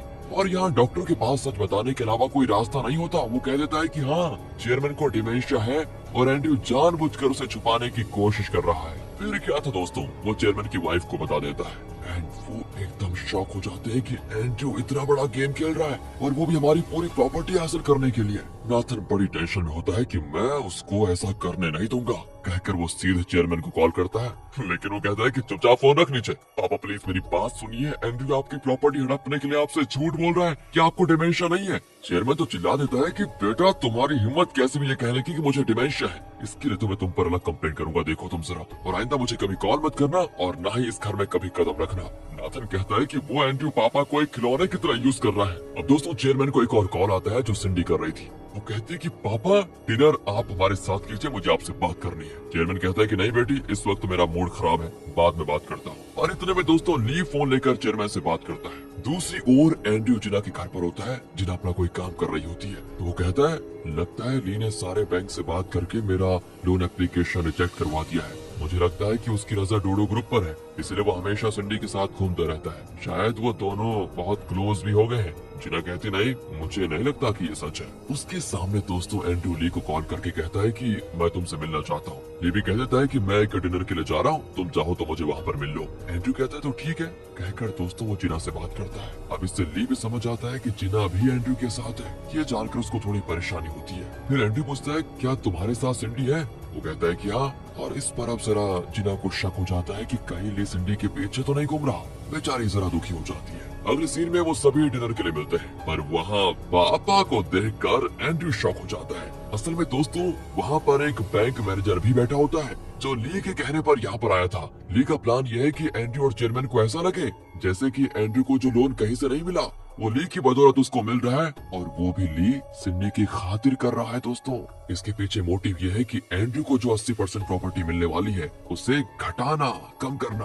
अब ली की पहुंच देखकर चेयरमैन बड़ा खुश हो जाता है और उसे लगता है कि उसकी बेटी सिंडी ने अपने लिए बहुत ही काबिल आदमी को चुना हुआ है। वो समझदार हो गई है। इसीलिए दोस्तों ऑन द स्पॉट वो फैसला करता है कि अब वो प्रॉपर्टी का 50% सिंडी को और 50 एंड्रयू को देगा। एंड्रयू यहाँ शॉक हो जाता है और एक्सप्रेस नहीं करता जरा भी। और इतने में ली चेयरमैन से पूछता है कि मैंने सुना है एंड्रयू और जिना शादी करने वाले हैं, क्या ये सच है? चेयरमैन कहता है कि देखो वो सिर्फ अफवाहें हैं, एंड्रयू तो अभी शादी नहीं करना चाहता। अब एंड्रयू घबरा जाता है कि ये तो जिना के सामने मुझे फंसा के छोड़ेगा। एंड पता है वो क्या कहता है जिना से? धीरे से कहता है कि पता है गलत टैबलेट्स लेने से पापा को कभी कभी मेमोरी लॉस हो जाती है, इसलिए ऐसा कह रहे हैं। चेयरमैन कहता है कि ली और सिंडी की जोड़ी बहुत अच्छी है, कहकर वो चला जाता है। लेकिन ली परेशान हो जाता है कि मैं तो कुछ और सोचकर ये प्लान बनाया था, पर चेयरमैन तो मेरी और सिंडी की शादी के लिए सोच रहा है। बताओ कहीं जिना मुझे गलत ना समझ ले कि मैं सिंडी के पीछे पड़ा हुआ। लेकिन दोस्तों एंड्रयू ने तो ली के बारे में पहले से ही जिना को गलत बातें बता के रखी हुई थी कि ली सिंडी के पीछे घूम रहा है। और अब एंड्रयू ली को अकेले में जाकर कहता है कि तुम बिजनेस में भले मुझसे आगे हो, लेकिन तुम जिना को कभी नहीं पा सकते, वो मेरी है, सिर्फ मेरी। वहाँ सिंडी जिना को जलाने की कोशिश करती है कि ली तो मेरे लिए कुछ भी करने को तैयार है। जिना कहती है मैं क्या करूँ, वो तुम्हारे लिए खुदकुशी भी कर ले तो मैं क्या करूँ। इस तरह चिढ़ाकर वो चले जाती है। दोस्तों अब ली उसको रोकता है कि तुम मेरे साथ डिनर करके जाओ ना। वो कहती है मुझसे इस तरह बात मत क्या करो, मैं बहुत अनकंफर्टेबल फील करती हूँ। पर जब हम कॉलीग्स थे तब तो हम दोनों बहुत क्लोज थे ना जिना। नहीं, मुझे कभी ऐसा नहीं लगा। और ये कहकर वो चली जाती है। दोस्तों बहुत गुस्से में, पता है ली भी बहुत दुखी हो जाता है। वहाँ ये एंड्रयू बॉबी से कहता है कि तुम अब ली पर नजर रखो, उसके हर मूव को मुझे बताओ। दूसरी ओर दोस्तों ली का प्लान ये है कि वो जिस बैंक के द्वारा एंड्रयू को लोन दिलवा रहा है वो लगभग ली के बैंक जैसा है। वो चाहता है कि एंड्रयू का शिप प्रोजेक्ट फेल हो जाए, उसके बाद वो लोन नहीं चुका पाएगा और तब लोन भरने के लिए उसे बैंक को डोडो ग्रुप का एक हिस्सा देना पड़ेगा। और इस तरह ली के पास डोडो ग्रुप का 50% शेयर आ जाएगा। जेल में दिखाते हैं जेजे को थोड़ा खुश होता है क्योंकि कल कोर्ट में हियरिंग है। अगर मैं छूट गया ना इस बार तो मैं जल्दी तुम्हें भी रिहा करवा दूंगा। हमारी लॉयर से बात हो गई है। अगले दिन कोर्ट में सुनवाई होती है और जज कहते हैं कि जेजे ने डेनिस को रिश्वत देकर उसे अपनी पार्टी में लिया। ये तो एविडेंस के साथ साबित हो चुका है, लेकिन उस पर जिना का कत्ल करने का जो इल्जाम है उसका कोई ठोस सबूत पेश नहीं किया गया। इसलिए हम उसकी 5 साल की सजा कम करवा कर सिर्फ 1 साल की सजा कर रहे हैं। जिना चौंक कर लॉयर को देखती है और अपना सर झुका लेता है वो, क्योंकि उसने पैसे लेकर जिना का दिया हुआ सारा एविडेंस नील के हवाले कर दिया था। मतलब अब जेजे कुछ दिनों में रिलीज हो जाएगा। दूसरी ओर प्रेस कॉन्फ्रेंस में नील बताता है कि मैं प्रेसिडेंट इलेक्शन में खड़ा होने वाला हूँ क्योंकि मेरा दामाद करप्शन केस में जेल के अंदर है, इसलिए मैंने और मेरी बेटी ने उससे नाता ही तोड़ दिया। एंड अब यहाँ किमी चौंक जाती है दोस्तों, क्योंकि उसे इस बारे में कुछ नहीं पता कि डाइवोर्स की बातें हो गई है। कोर्ट में जिना शॉक में होती है और बेबस होकर बाहर चली आती है कि ये क्या हो गया। तब ली उसे पकड़कर कहता है कि अब जेजे जरूर छूट जाएगा, पर तुम फिक्र मत करो, मैं तुम्हारे लिए उससे बदला लूंगा। बेचारी जिना के आंखों में आंसू भर आते हैं दोस्तों। एंड्रू ये सारी चीजें देख लेता है। कोर्ट के बाहर जेजे और ली की मुलाकात होती है। तब बड़े टीवी पर दिखाते हैं कि नेल फिर से प्रेसिडेंशियल इलेक्शन में खड़ा हो रहा है। वो कहता है कि मैं एक करप्शन फ्री कोरिया का सपना पूरा करूंगा। ये सुनकर ली चौंक जाता है कि ये क्या बकवास करे। वह तो पिछले पार्ट के एंड में हमने देखा कि कोर्ट के बाहर जेजे और ली खड़े थे और तब टीवी पर नेल का प्रेस मीट दिखाया गया जिसमें उसने कहा कि वो कोरिया को करप्शन फ्री देश बनाने के लिए प्रेसिडेंशियल इलेक्शन में खड़ा होने वाला है और इसी वजह से उसने जेजे से नाता तोड़ दिया और उसकी बेटी किमी भी जेजे को डाइवोर्स करने के लिए अप्लाई कर चुकी है। अब इस पार्ट में दिखाते हैं कि ली होटल लौट चुका है और मोजो पूछता है क्या तुम्हें सच में लगता है कि नेल ने जेजे से नाता तोड़ दिया। ली कहते नहीं, ये उसका इलेक्शन स्टंट है। इलेक्शन तक वो डाइवोर्स का केस चलाएगा, लेकिन इलेक्शन के बाद ये जेजे और किमी को फिर से मिलवा देगा। मुझे लगता है कोई डाइवोर्स नहीं होने वाला। दूसरी ओर दोस्तों किमी भी यही सवाल करती है कि मेरी और जेजे की परमिशन के बगैर आप ये अनाउंसमेंट कैसे कर सकते हैं पापा? क्या जेजे इस घटिया ड्रामा के लिए मान गया था? नेल जेजे का साइन किया हुआ दोस्तों डाइवोर्स एप्लीकेशन उसको दिखाता है तो वो तो चौंक जाती है। लेकिन अब ली नेल को कॉल करके एक मीटिंग के लिए बुलाता है। अगले सीन में दोनों की होती है मीटिंग। अब क्योंकि ये बहुत ही कॉन्फिडेंशियल है दोस्तों, तो वो अपने अपने असिस्टेंट्स को बाहर भेज देते हैं। ली कहता है कि इलेक्शन कैंपेन वगैरह में बहुत पैसे खर्च हुए होंगे, तो एक बड़े बिजनेसमैन के नाते मैं आपको उसके लिए बहुत बड़ी फंडिंग दूंगा और जब आप प्रेसिडेंट बन जाओगे तो मेरे बिजनेस के लिए आपको हर तरह सपोर्ट करना होगा। इसी बीच बाहर मोजो जेराल्ड को कंफ्यूज कर रहा होता है कि तुम एनआईए में काम कर चुके हो। तुम तो जानते ही होंगे कि ये पॉलिटिशियन क्रिकेट की तरह रंग बदलते हैं, क्रिकेट की तरह। प्रेसिडेंट बनने के बाद इसकी क्या गारंटी है कि नेल तुम्हें अपने साथ ही रखेगा? सोच लो, उसके बाद कहीं वो तुम्हें कचड़े की तरह उठाकर बाहर न फेंक दे, क्योंकि तब उसे तुम्हारी जरूरत ही नहीं पड़ेगी। सोच लो एक और बार। एंड ये कहकर वो चला जाता है दोस्तों। जेराल्ड अब उसकी बात को सोचने लग जाता है कि हाँ, बात तो ये सही कह रहा है, ऐसा भी हो सकता है। और अब जेल से जेजे को रिलीज कर दिया जाता है। उसका स्वागत करने के लिए जिना और जॉन आए होते हैं। जॉन कहता है वेलकम सर, जेल में आपको अच्छा खाना कहाँ मिला होगा, ये लीजिए फ्रेश बना है। एंड दोस्तों वो भी भूख के मारे उसको लेकर एक बाइट लेता है और तुरंत थूक देता है। लगता है सड़ गया। तब जॉन दोस्तों उसको चिढ़ाता है। जिना कहती है क्या हुआ मिस्टर जेजे, लगता है आपको जेल से ले जाने कोई नहीं आया। खैर मैं आपसे नहीं, जेल में अभी भी सड़ रहा आपका बॉडीगार्ड, उससे मिलने आई हूँ। जेजे कहता है कि दुनिया इधर से उधर हो गई पर वो मेरा साथ कभी नहीं छोड़ेगा, तुम चाहो तो ट्राई करके देख लो। और अब जिना अंदर जाती है। इनको देखते बॉडीगार्ड कहता है मुझे इनसे बात करनी ही नहीं है, कहकर वो जाने लग जाता है। जिना पूछती है कि तुम्हारा बच्चा तो ठीक है ना? और ये सुनकर बॉडीगार्ड चुपचाप उसके सामने बैठ जाता है और कहता है कि आप कुछ भी कह लो लेकिन मैं अपना मुंह खोलूंगा ही नहीं। जिना उससे सवाल करने लगती है कि मेरे भाई का कत्ल तुमने किया था या जेजे ने? वैसे जेजे के हर क्राइम में तुम भी उसका साथ देते रहे हो। खैर ये बताओ कि ली के पेरेंट्स का कत्ल किसने किया था? तुमने ही किया होगा, है ना? जिना के उकसाने से वो भड़क जाता है कि मैं कुछ नहीं बताऊंगा। देखो ये सारे इल्जाम जेजे पर लगेंगे और इसका भी चांस है कि आखिरी वक्त में जेजे तुम्हारे ऊपर ये इल्जाम लगाकर खुद आजाद हो जाएगा। फिर तुम्हें क्या होगी? फांसी होगी, इसकी तो पूरी गारंटी है भैया। तो बताओ क्या तुम अभी भी जेजे पर विश्वास करते हो क्या? दोस्तों इनके सवाल जवाब चल रहे होते हैं, तभी दूसरी ओर जेजे और एंड्रयू को दिखाते हैं जो ड्रिंक कर रहे होते हैं। जेजे कहता है कि उस फाइल को जलाकर तुमने बहुत अच्छा काम किया, अब कोई एविडेंस नहीं रहेगा। पर एंड्रयू कहता है कि ओरिजिनल तो जला दिया पर उसकी फोटोकॉपी अभी भी मेरे पास है। अगर आपने मेरे खिलाफ कुछ भी करने की कोशिश की तो उसे मैं पब्लिक में रिलीज करवा दूंगा। और मुझे ये भी पता है कि आपने हमसे जो गोल्फ कोर्स और दूसरी कंपनी ली है ना, उन्हें बेचकर एमएनसीज को मिटा देने वाली सेट कैपिटल कंपनी में इन्वेस्ट करने वाले हैं और आप उनके पार्टनर बन जाएंगे, है ना? सही कह रहा हूँ ना मैं? आपका ये प्लान भी बखूबी जानता हूँ। तो बस मैं यही चाहता हूँ कि आप मुझे भी उस कंपनी में पार्टनर बना दीजिए, वरना तो आप गए काम से।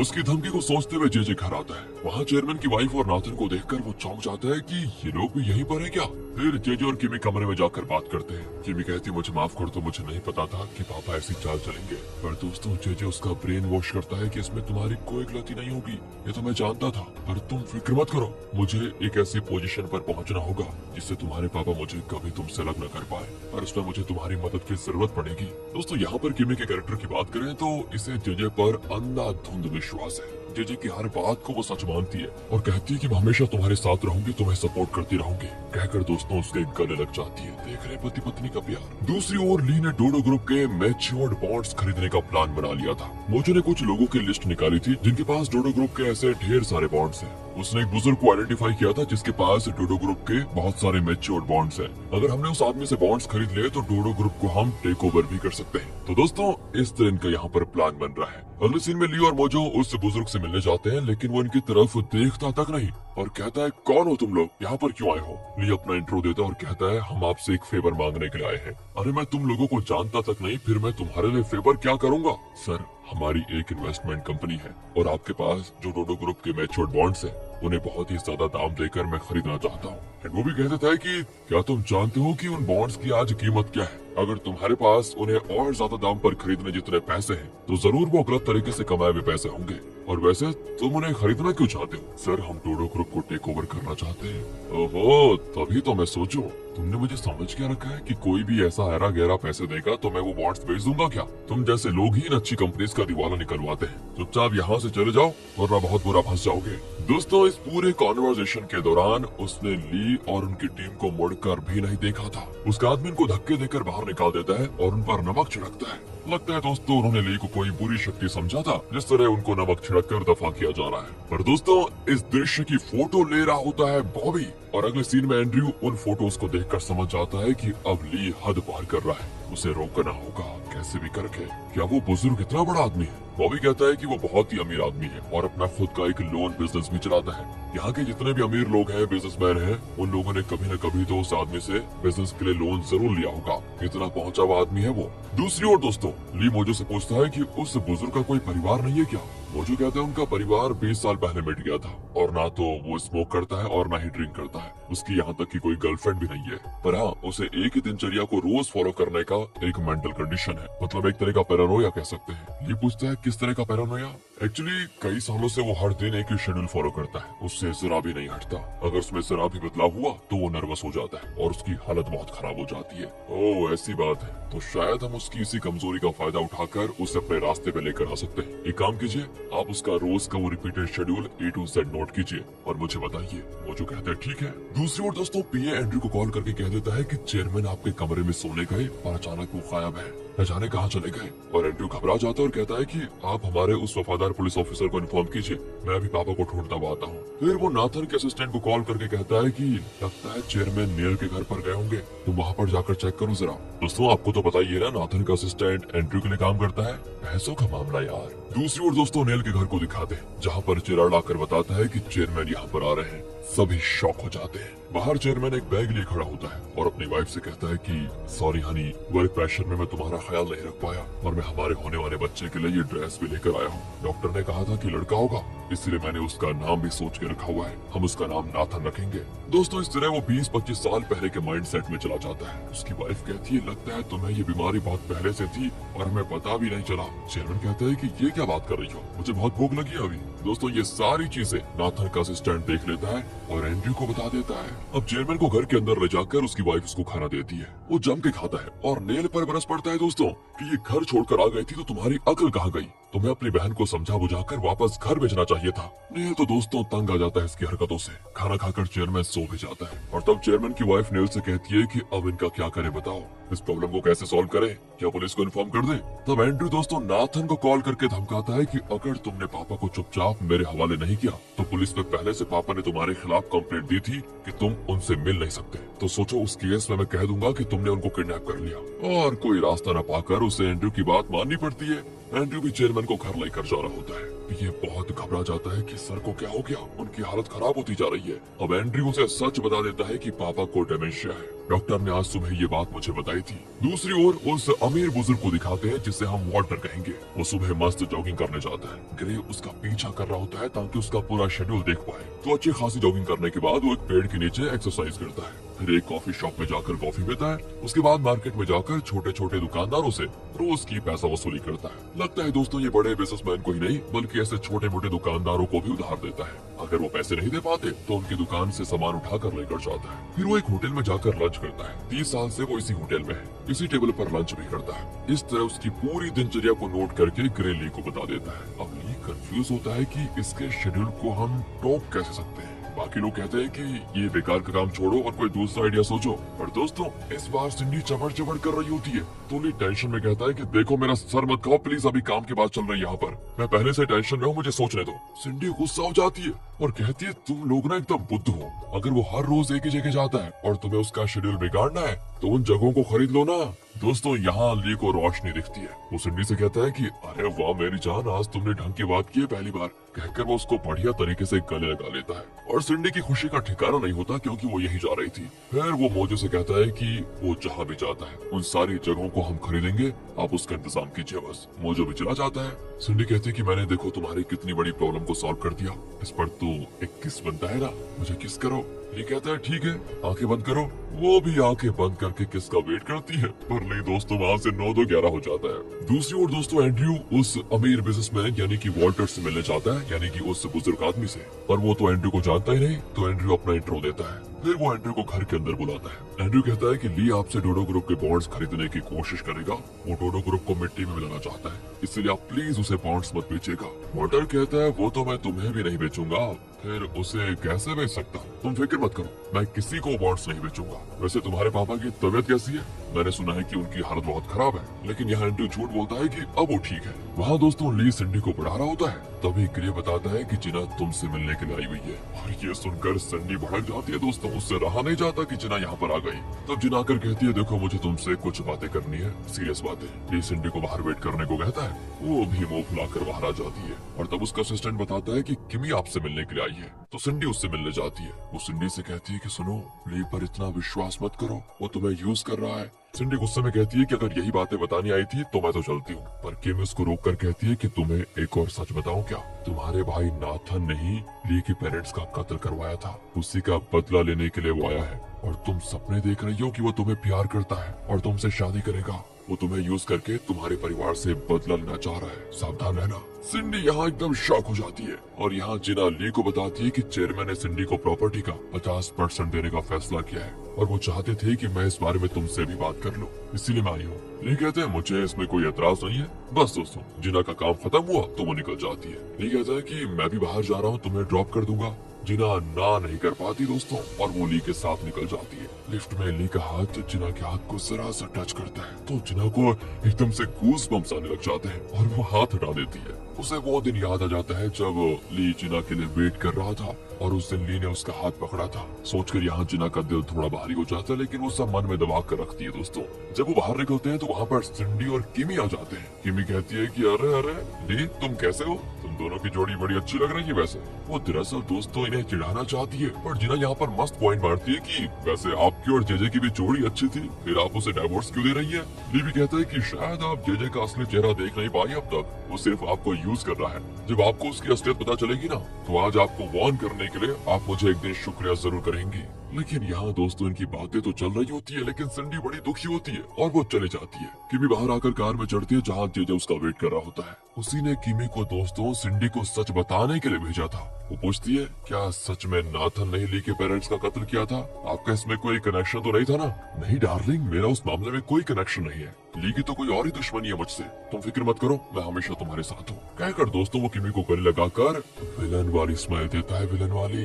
दूसरी ओर सिंडी पुराने न्यूज देख रही होती है कि असल में ली के पेरेंट्स की डेथ कैसे हुई थी, उनके हॉस्पिटल में आग कैसे लगी थी वगैरह वगैरह। वो बहुत ही परेशान होती है और फूट फूट कर रोती भी है। अगले दिन वॉल्टर अपने यूजुअल रास्ते से जॉगिंग कर रहा होता है, लेकिन आज उस रास्ते को ब्लॉक किया होता है और वहाँ ली और मोजो खड़े होते हैं। मोजो कहता है कि सॉरी प्राइवेट प्रॉपर्टी है, आप उस तरफ से घूम कर निकल जाइए। वॉल्टर कहता है कि अरे ऐसे कैसे, 30 साल से इसी रास्ते से जॉगिंग कर रहा हूँ, पर सर आज से ये प्राइवेट प्रॉपर्टी हो गई है ना, ये देखिए डॉक्यूमेंट। वॉल्टर दोस्तों यहाँ पर कुछ नहीं कर पाता और वो घुमावदार रास्ते से जाने लगता है। इतने में मोजो ग्रे को कॉल करके अलर्ट कर देता है कि वो वहीं पर आ रहा है, सावधान रहना। वहाँ ग्रे उसी पेड़ के नीचे एक्सरसाइज करता है जहाँ रोज वॉल्टर क्या करता था। वॉल्टर को दिक्कत होती है, कहता है अरे कितनी देर करोगे तुम। वो भी कहता है कि जब तक मेरे बॉस रुकने को नहीं कहते थे तब तक। दोस्तों वॉल्टर यहाँ से भी चिढ़कर चला जाता है कि एक दिन एक्सरसाइज नहीं करूंगा तो मर तो नहीं जाऊंगा वैसे भी।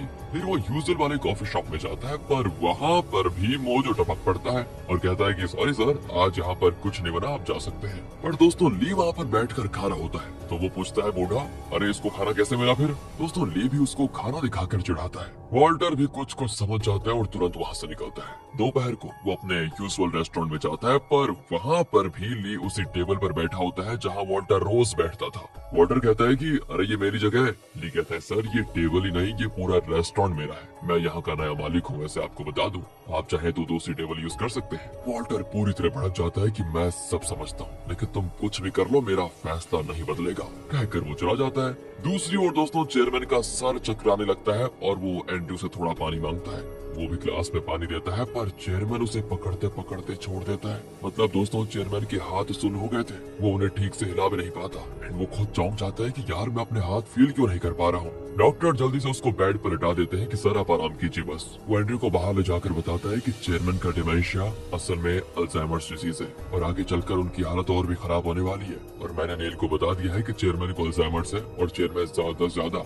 6 महीने जिंदा रह पाएंगे। एंड्रयू तुरंत अपने असिस्टेंट को बताता है कि पापा की हालत बहुत खराब है, हमें जल्द से जल्द कोई फैसला करना पड़ेगा। पापा ने सिंडी को 50% देने का फैसला किया है, लेकिन मुझे 50% नहीं पूरी प्रॉपर्टी चाहिए। तुम पापा का साइन करने के लिए किसी अच्छे आर्टिस्ट को ले आओ और ऐसे आदमी का भी इंतजाम करो जो उनकी वॉइस पे बात कर पाए। सच में दोस्तों शायद असली मॉन्स्टर तो यही है ना कि जेजे, बताओ यार। वहाँ पर वॉल्टर कोई बोर्ड गेम खेल रहा होता है, लेकिन उसका हाथ कांपने लग जाता है। 30 साल से वो जिस दिनचर्या को फॉलो कर रहा था, अचानक से उसका बदल जाना ये उसे बर्दाश्त नहीं होता और वो घबराहट होने लग जाती है उसको। मतलब यही है दोस्तों उसका पेरोनिया। वो टैबलेट खाता है पर फिर भी उसकी हालत में सुधार नहीं आता। तब वो अपने आदमी से कहता है कि एक काम करो, ली को कॉल करो, मैं उससे मिलना चाहता हूँ। दूसरी ओर दोस्तों ली जिना के बारे में ही सोच रहा होता है और तब मोजो बताता है कि सुनो वॉल्टर तुमसे मिलने के लिए तैयार है। बस यही तो ली चाहता था। वो तुरंत मिलने जाता है। वॉल्टर कहता है कि 10 साल से मैंने जिस टैबलेट को नहीं लिया, आज तुम्हारी वजह से मुझे वो लेना पड़ गया। खैर मुझसे मिलने के लिए तुम इस हद तक करोगे मैंने ये नहीं सोचा था, तुमने सच में मुझे इम्प्रेस कर दिया। ली कहता है कि सर इसी को पैशन कहते हैं, पैशन। वो छोड़ो, तुम डोडो ग्रुप के बॉन्ड्स को खरीदना चाहते थे ना, पर उतनी बड़ी रकम तुम्हारे पास है भी या नहीं ये मैं कैसे जानूं? सर मेरा प्लान सुनिए, आप मुझे वो अमाउंट उधार में दे दीजिए जिससे मैं उन बॉन्ड्स को खरीदूंगा, फिर सूद समेत उसे वापस भी करूंगा। इसमें देखो आपका ही फायदा होगा। हाँ वो तो मैं दे सकता हूँ, लेकिन जब इतनी सारी बड़ी कंपनीज हैं तो बॉन्ड्स खरीदने के लिए तुम्हें सिर्फ डोडो ग्रुप ही क्यों चाहिए?